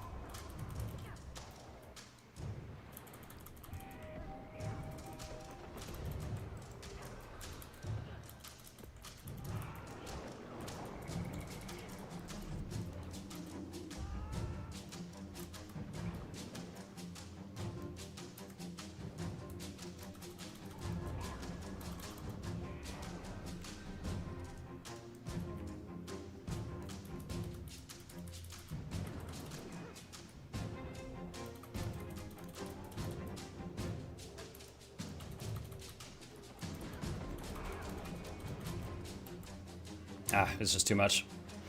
Too much.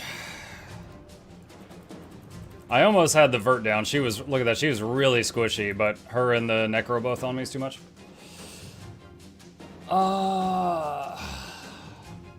Relic of the Watch is great for duels. Relic of Speed is great for 1vx. Yeah, I was on Relic of the Watch for that encounter. Don't mean to sound demanding, but I'm itching for the Guild Wars 3 newsletter. Have you heard when we will get another one? No, they don't tell me anything with that. Like, half the time when there's, like, a new Guild Wars 3 news, like, someone in my audience pings me and tells me, and then I make a video on it. No, like, so far, all of the Guild Wars 3 news has come from this. And, yeah, this is all old. I don't see anything new there for today.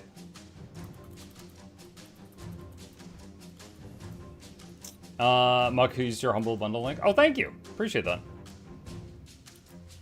Water combat, World v World. Dude, I love water combat.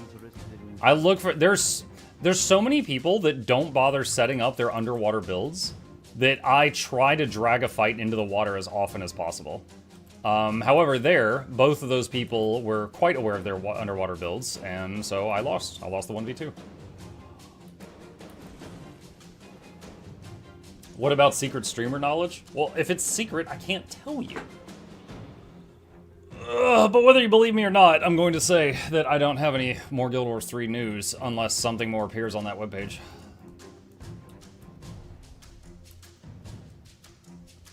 What's the best way to get crafting mats like Blood and Claws for Leggy crafting? Just farming gold. The Eternal Ice Farm is really good. There's a link to that in the chat if you want it. And aside from that, yeah, you can just farm money and use that to buy the thing that you want.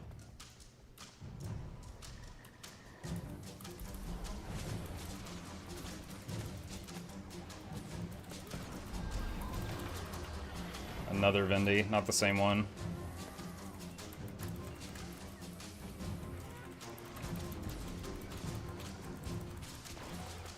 Got the Dragon Hunter down. Entangle missed both of them.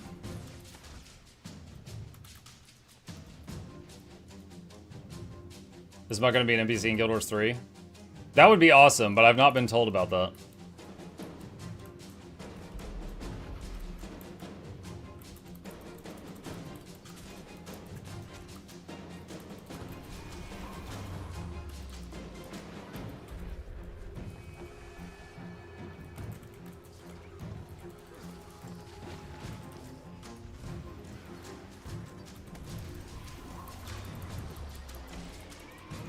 Holy damage. I couldn't go up the hill.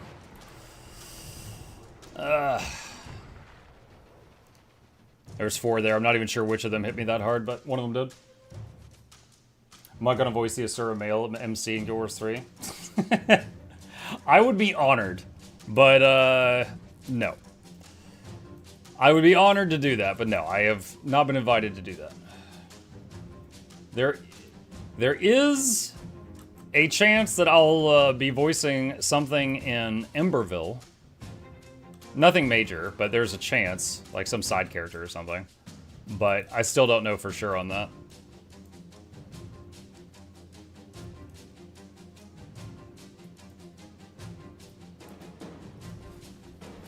Mug barely voicing himself lately, right? Yeah, if I just turn the streams back into the text-to-speech streams and just conserve my voice for like a 1 hour voice recording a day, I could probably do it. Does Trapper's expertise trigger from Healing Spring? Yes. I can show you. Alright, so check this out. So Healing Spring currently says it does 6,300 regen. Now it does 3,800. Now it's back to 6,300. So yes, it affects the duration of the regeneration boon. Do you have an open world PvE ranger build? Mm-hmm. That video I just put in the chat is my open world build.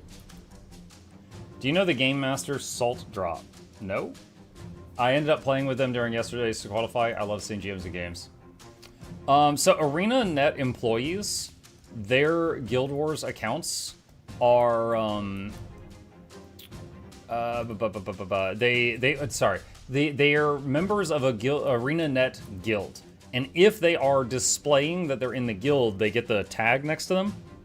So it's not that they're game. If you saw that, they're not game masters, but they're like staff at ArenaNet. But it is awesome to see them. Yes, there are a bunch of achievements for like playing with them. For example, you can get, like, if you raid with one and kill a boss, you get an achievement called Carry the Creator. And I think if you kill one in PvP, you get one called Conquer the Creator. And there's like 5 that are like that.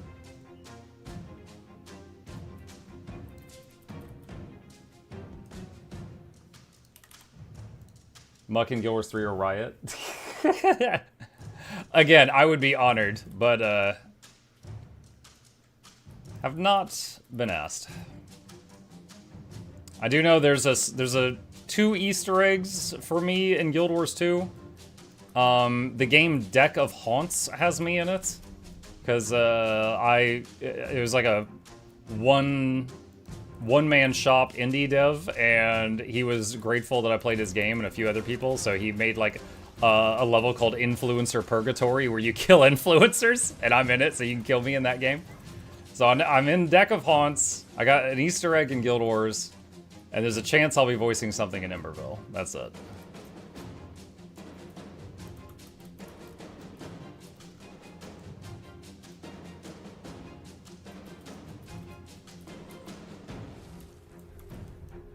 Deck of Haunts is awesome. Yeah, I enjoyed it. I cleared it on every difficulty. It was a lot of fun.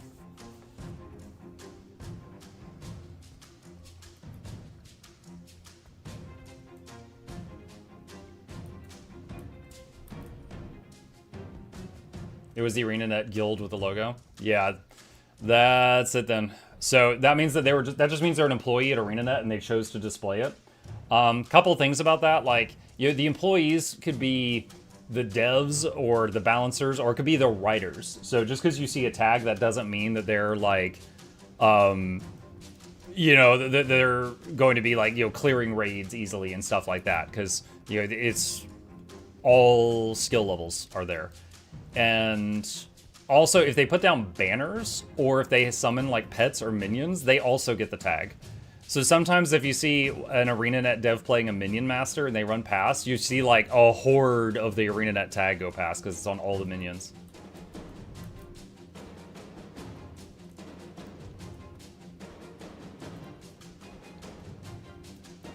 World v World achievement, kill the streamer would be funny if you beat an ANET partner. Yeah, but the thing is like, would you have the fact that they're a partner hidden until you kill them? Or would you have a big marker on their head? Because I don't want a big marker on my head.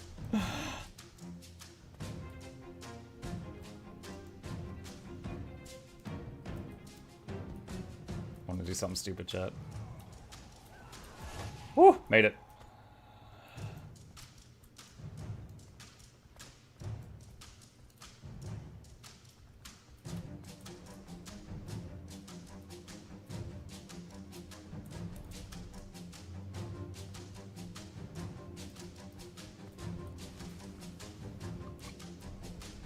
Maybe an optional marker where you want to brawl. Maybe.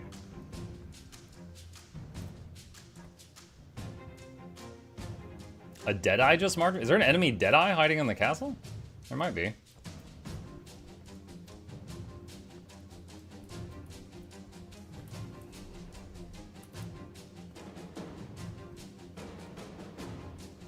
About voice acting, how's your voice doing lately? Laura, I was talking about it earlier. It's the...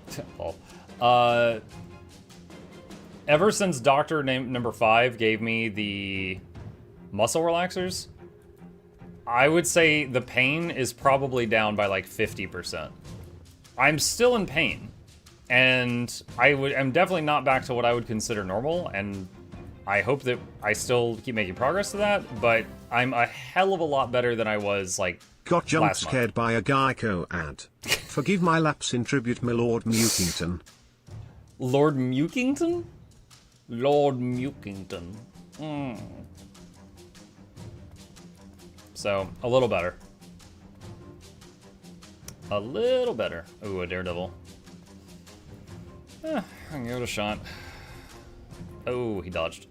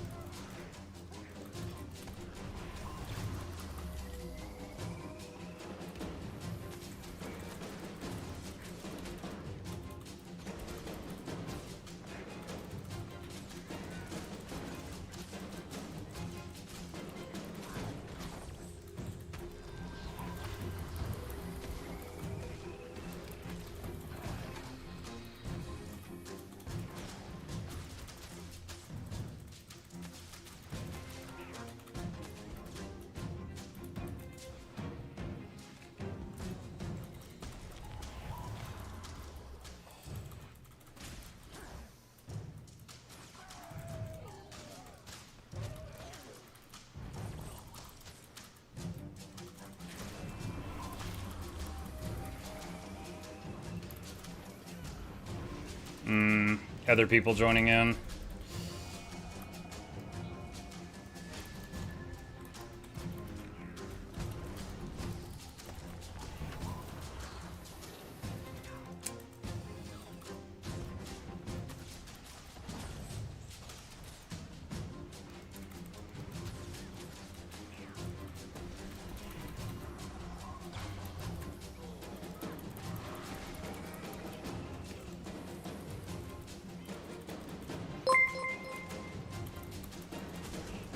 Sir.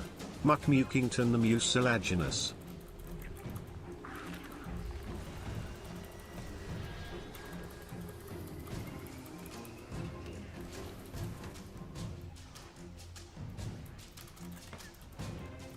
Sorry, hang on. I'm in a rough spot.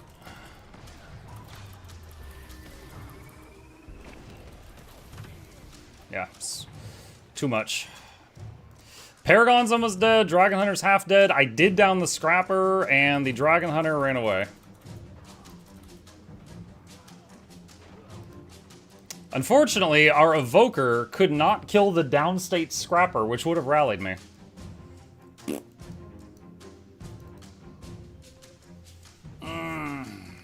Nice try. Yeah, it lasted for longer than I thought I would. But it was just too much. The I think the Amalgam was running Flamethrower, and he had multiple knockbacks he kept hitting me with, which just kept like ping-ponging me around, which was tough to deal with all the other stuff that happening. Monk, what build and class do you recommend for someone that doesn't have a lot of experience with PvP for the rush? Play something that you can play without having to think about what you're pressing. The most important thing if you're going into PvP for the first time is, like, you don't have to go, which button's my stun break? Too late, you're dead. You know, and that goes for me too. Like, if I suddenly start PvPing on an Ellie, I'm going to be really rough. So you need to just play something that you got a bit of muscle memory for. Make sure you got stun breaks and Condi Cleanse. Give it a whirl.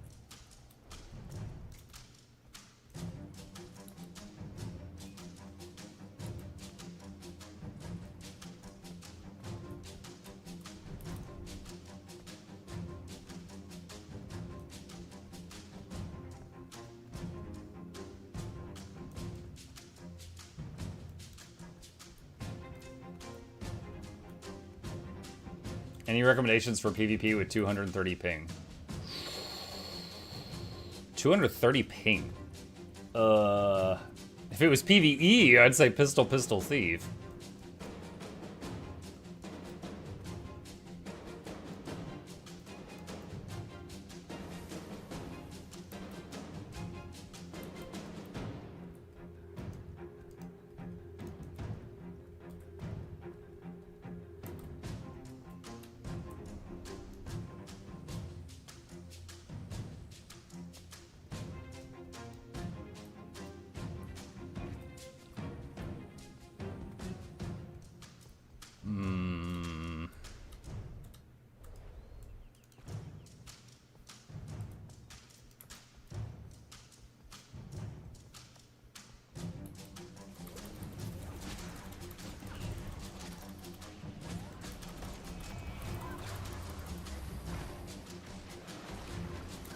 I was standing in all her fields, but she was standing in mine, and mine was doing more damage.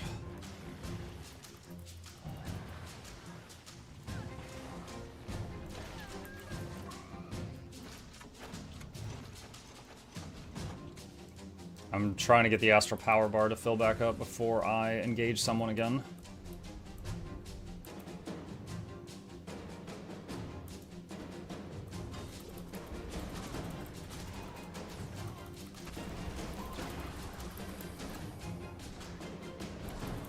Interrupted his sphere. Look at his life force, oh my gosh. Wow. Suddenly, all the damage.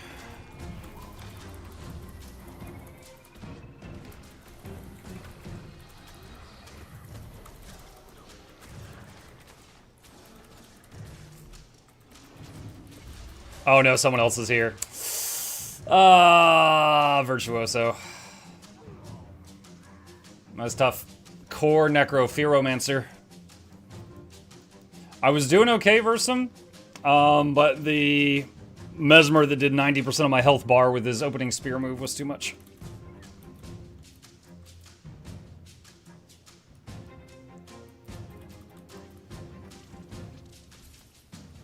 Core Necro versus Condi Druid. Fight is never ending. I have had some that go for a very long time, yes. They are very strong damage, very strong sustain, very strong toughness, very strong condition application and cleansing. Their only weakness, the only thing I would call a weakness for Core Necro, is mobility. If I want to just zip away and heal, I can. But they often don't have to, so. Entangled? Got him. He could misform off the edge if he wanted to. Nope. Actually, I think he tried, but he got stuck on the lip. Maybe he couldn't go off the edge. This guy's got magnetic aura, so I gotta wait on that to run out.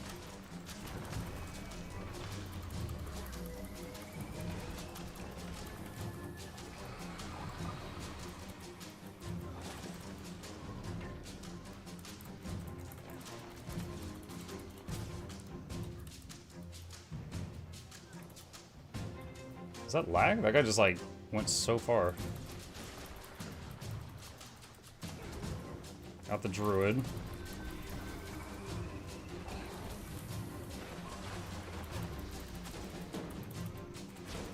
Immune to stun.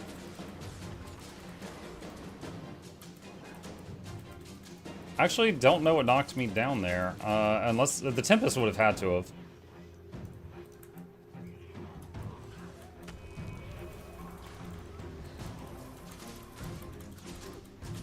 Immobilized him, got him.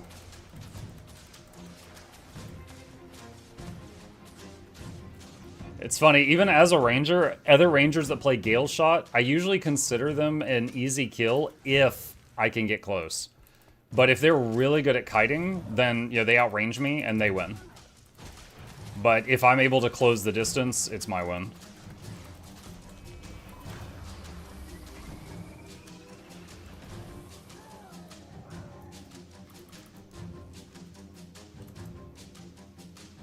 I guess most Necros struggle with mobility except for Spear and Writ.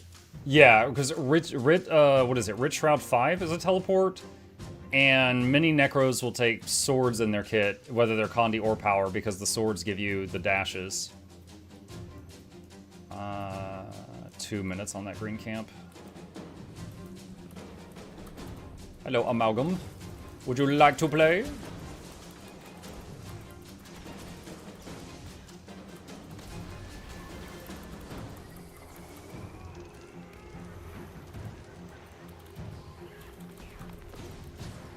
Okay, he just blocked all of that.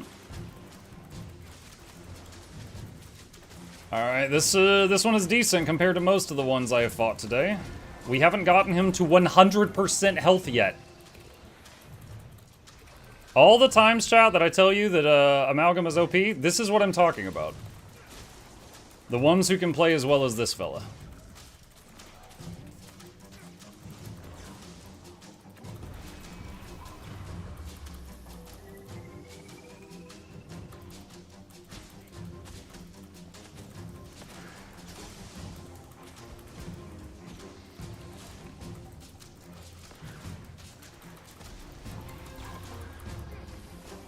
He's at 120% hit points again. I can't hurt him. I can't even get him below 100 most of the time. He's got nearly every boon in the game most of the fight. I can't scratch him. That is the Amalgams I'm talking about when I say that they are pretty busted. It's that.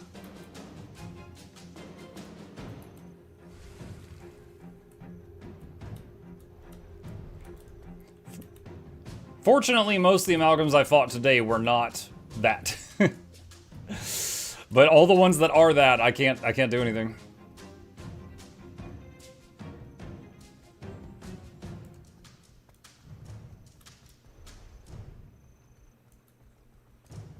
I'm gonna try to go over here.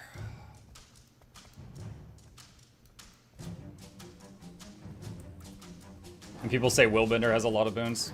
Oh, Willbender has never been not busted since End of Dragons. Like, Willbender has been in a varying levels of overpowered ever since then, and it still is. Oh.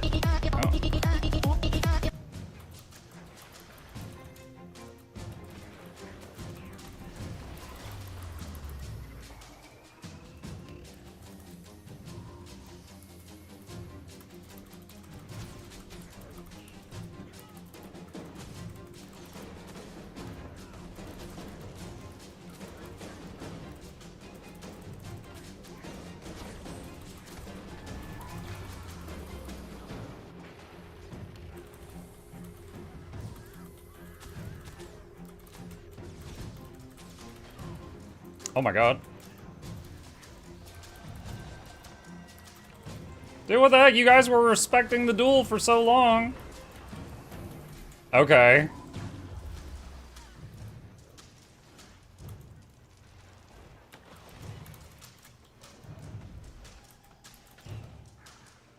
Wow. Wow. Okay, alright, alright. That's even like the designated duel area as well. Oh man. Scum. Does anyone in chat know if ArenaNet support usually replies within hours or within days? It depends on how busy they are. I would say they have a very good reputation for being helpful. But, you know, sometimes it can be hours, sometimes it could be a day.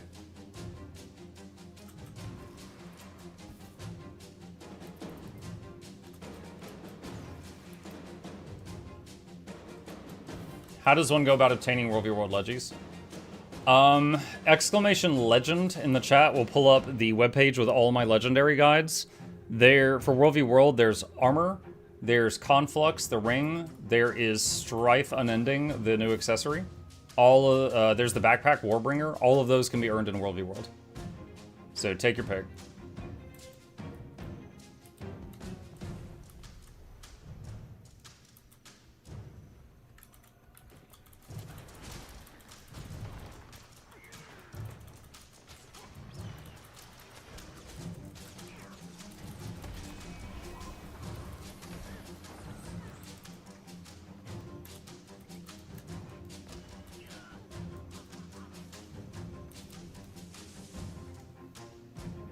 You think they'll ever add PvP and World v. World legendary weapons? I think Legi weapons are currently... First of all, although this is kind of not what you're talking about, there have been PvP tournaments where the winner got a legendary. There was also a fashion contest where the winner got a legendary. But those aren't things that the average player can just go win at.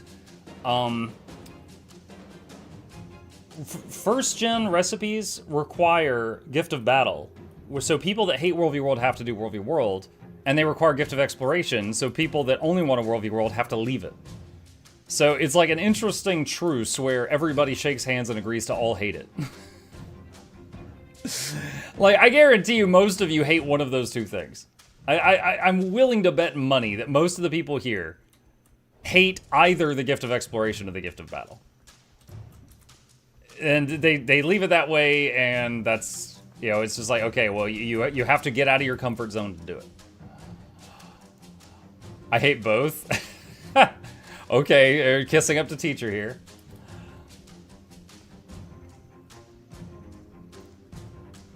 Dude, I remember my first Gift of Battle. I came into World v. World, and I was so, like, jaded, because I was like, I don't want to be here.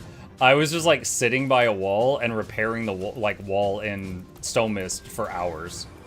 Now, I know that that's a terrible use of Siege, and I was a horrible World v. Worlder for doing this, but I didn't know it at the time. I was just hammering the wall watching the clock for, like, 8 hours. Hating life.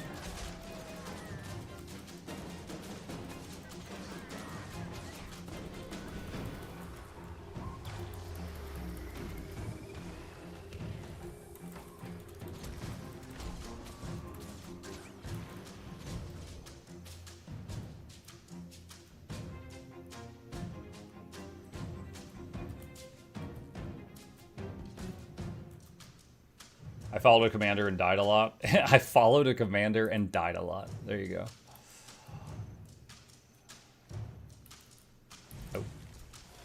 Got impatient.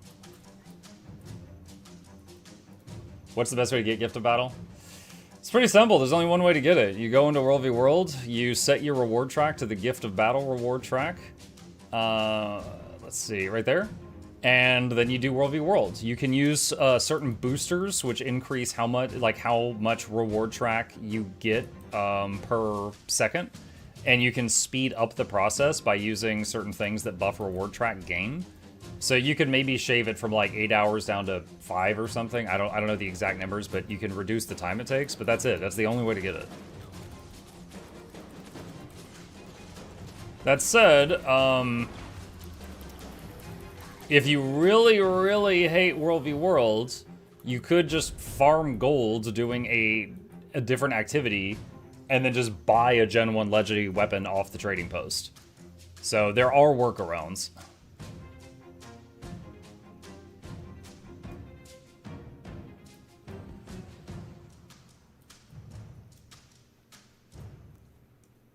Grind real life. Yeah, technically. Like, lately I've been enjoying World v World, and I got myself like 10 Gifts of Battle, and I'm like, alright, I'm never going to use these up. So then I started working on the reward tracks that give your choice of relics that you're missing.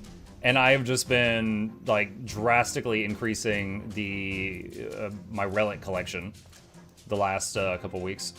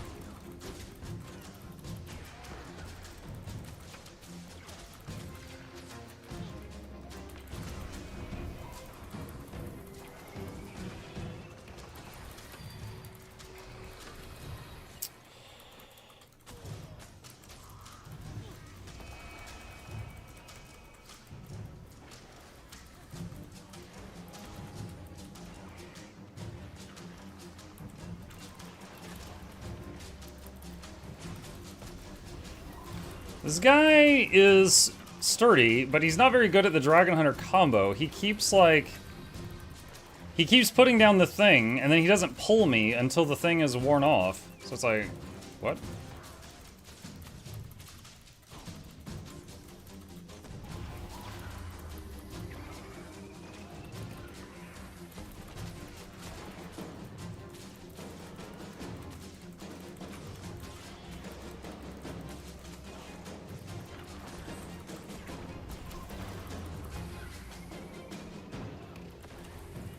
That is the first time I hit him with the last tick of the Astral 5.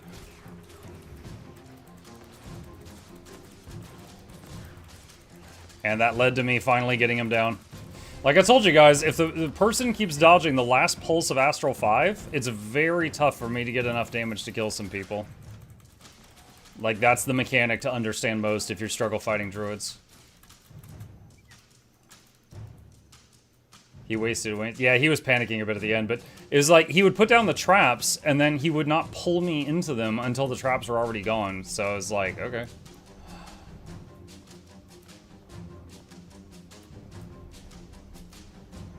I was on my way to this resource camp, but I guess I'll join this blob in capturing it.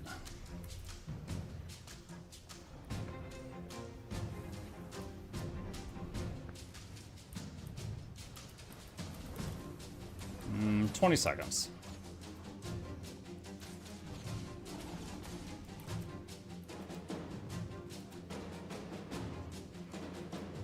That's not really a blob? Come on, that's a blob. That's looking pretty blobby to me.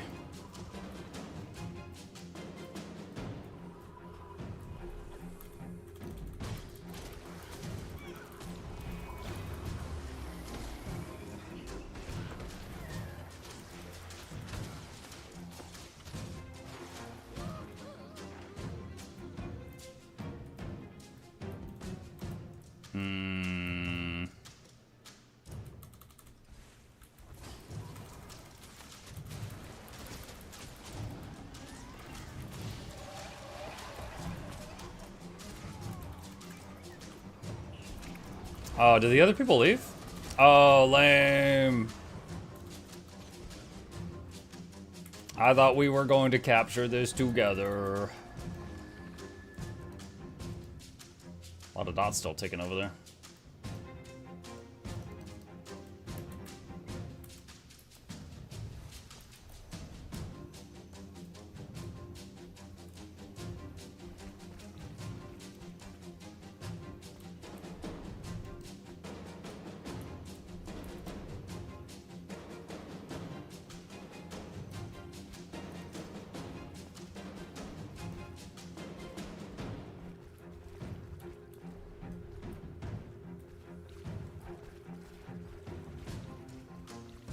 Not a blob, 22 in squad.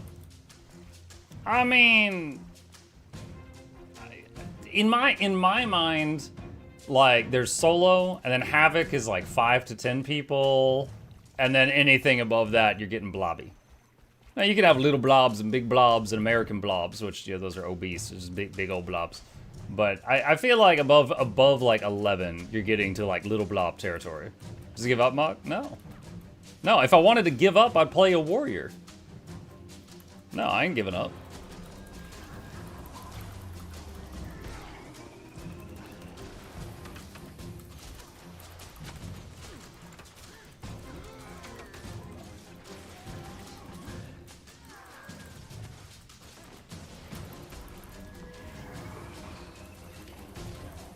Uh-oh, the snowball scouts are here. That's a lot of snowballs.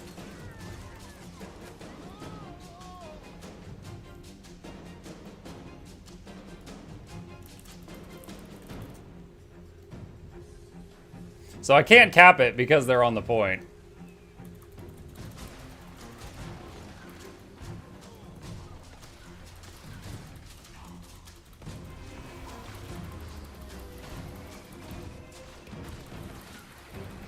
Shift signet, shift out. Okay, you're dead. I wonder if he's like angry at his team. Paragon Evoker Druid. Yeah, I'd probably die if I picked a fight with them. But they are making it to where I can't capture this.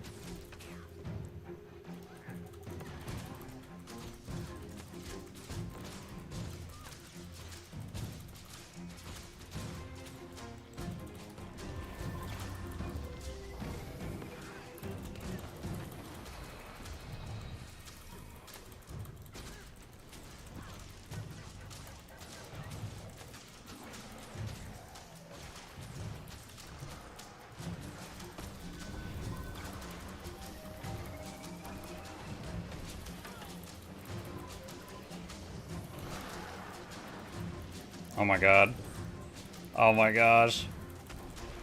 It's too many. They look how many circles are on me. Yeah.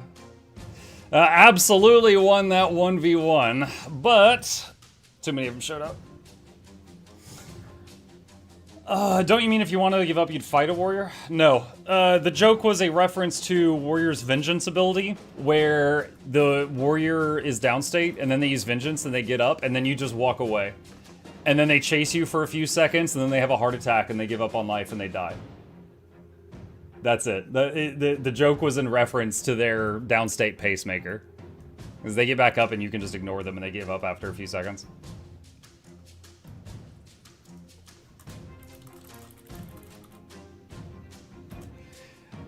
The druid just messaged me and said, sorry, attack animations bug from the snowball. I said, a likely story.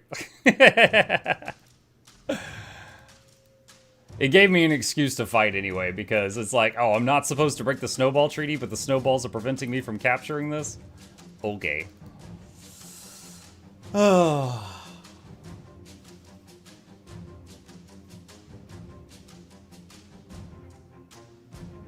The Snowball Council decided your fate. The Snowball Council blocked me capturing the node and then called over reinforcements. I mean it, I was teasing you. No, it's fine. I have admitted many, many times that a good warrior will kick my booty and there's nothing I can do about it.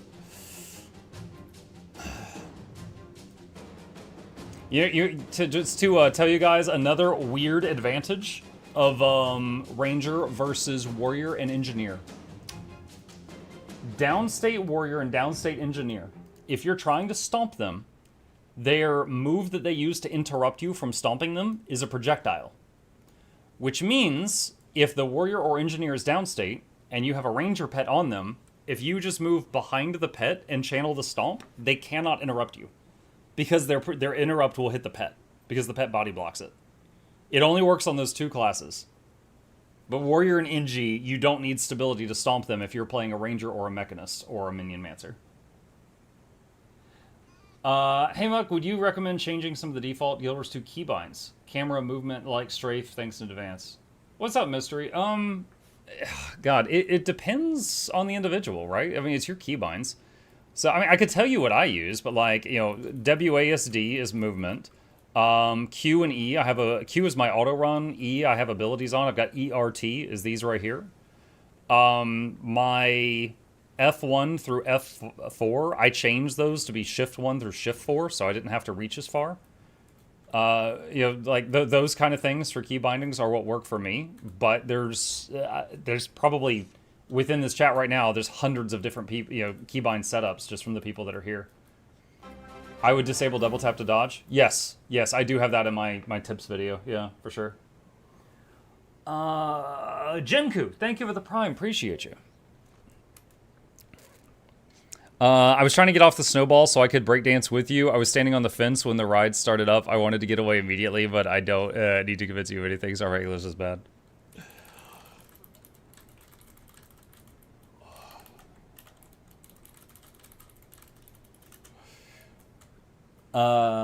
Let's see. Condi Wars can have 26k hit points. Yeah. Well, Warriors naturally have some of the highest health. So yeah, any build with a Warrior will have higher hit points than, you know, someone else of a different class with the same stats. After getting into jumping puzzles, I changed my dodge to the E key. I don't know if you're messing with me. I don't know if you're messing with me. Let's see. Yeah, jumping puzzles, biggest thing with jumping puzzles is there are certain class skills that like this, for example, that, you know, moves you from A to B. There are certain movement skills that can be useful in jumping puzzles. But if we're just talking about dodge, yeah, I personally recommend disable double tap to dodge. Honestly, in any game, if they've got a thing where it's like you tap the button, it does one thing, but if you double tap the button, it does another thing. Or if you click and hold the button, it does a different thing. I try to separate those buttons as much as I can. Like tap to dodge, shift to sprint on the same key. Oh, I hate it when Souls-likes do that. I was so happy when Lies of P changed that because they had that set up. Because it's like inevitably there will be a moment where I click the button wanting thing A to happen, and I'll be clicking it in a panic, and thing B will happen, and then I die. I always try to separate them onto different keys. I have strafe on Q and E. My strafe is A and D. This is my A and D right now, and then I use the mouse to turn. So this is me holding forward while turning the mouse. I bound mounts to shift num X so I can just use the mount using the extra buttons on my mouse. Hey, that works. I use this mount wheel, so I just hold X, mouse over what I want, and then release X, and he gets on that thing. So I've got all 9 of my mounts on the X key, plus my homestead portal. New challenge, PvP rush to no dodge button, only double tap to dodge. Well, let's not forget the extremely useful thing where you can click on the top half of your health bar and it dodges. That, I mean, you know, that the guy that knows that's going to win that. I have no idea why they did this. Extremely good ideas. Yes. All right, chat. Thank you guys for hanging out with me. I am out of time, so I got to wrap it up here. If you happen to be new here, hit the follow button on Twitch, subscribe to the YouTubes. There's links to that in the chat, and a very special thank you to our patrons. They keep this channel in business. Couldn't do this without them. There's a link to that in the chat if you're interested. I will be back later this evening for Giveaway Guild Wars Tuesday in about 5 hours if you wish to join us then, or I'll be back in the morning stream tomorrow morning at this time for Age of Wonders. We're working on Age of Wonders. Let me see if I can find someone to raid. Who is live? Who is live? Who is live? Who is live? Chat, I might have to introduce myself to someone new. Ew! Talking. Yuck. Strangers. The only person I know in the Guild Wars 2 category is Luxthos, and I rated him just the other day. So tell you what, I'm going to try someone new. I don't know this person. Their name is Constantine. I loved their movie where they were fighting demons. Big fan. And if you like them, hit follow. If not, leave quietly. Be nice. I'll see you guys over there, and I'll be back tonight.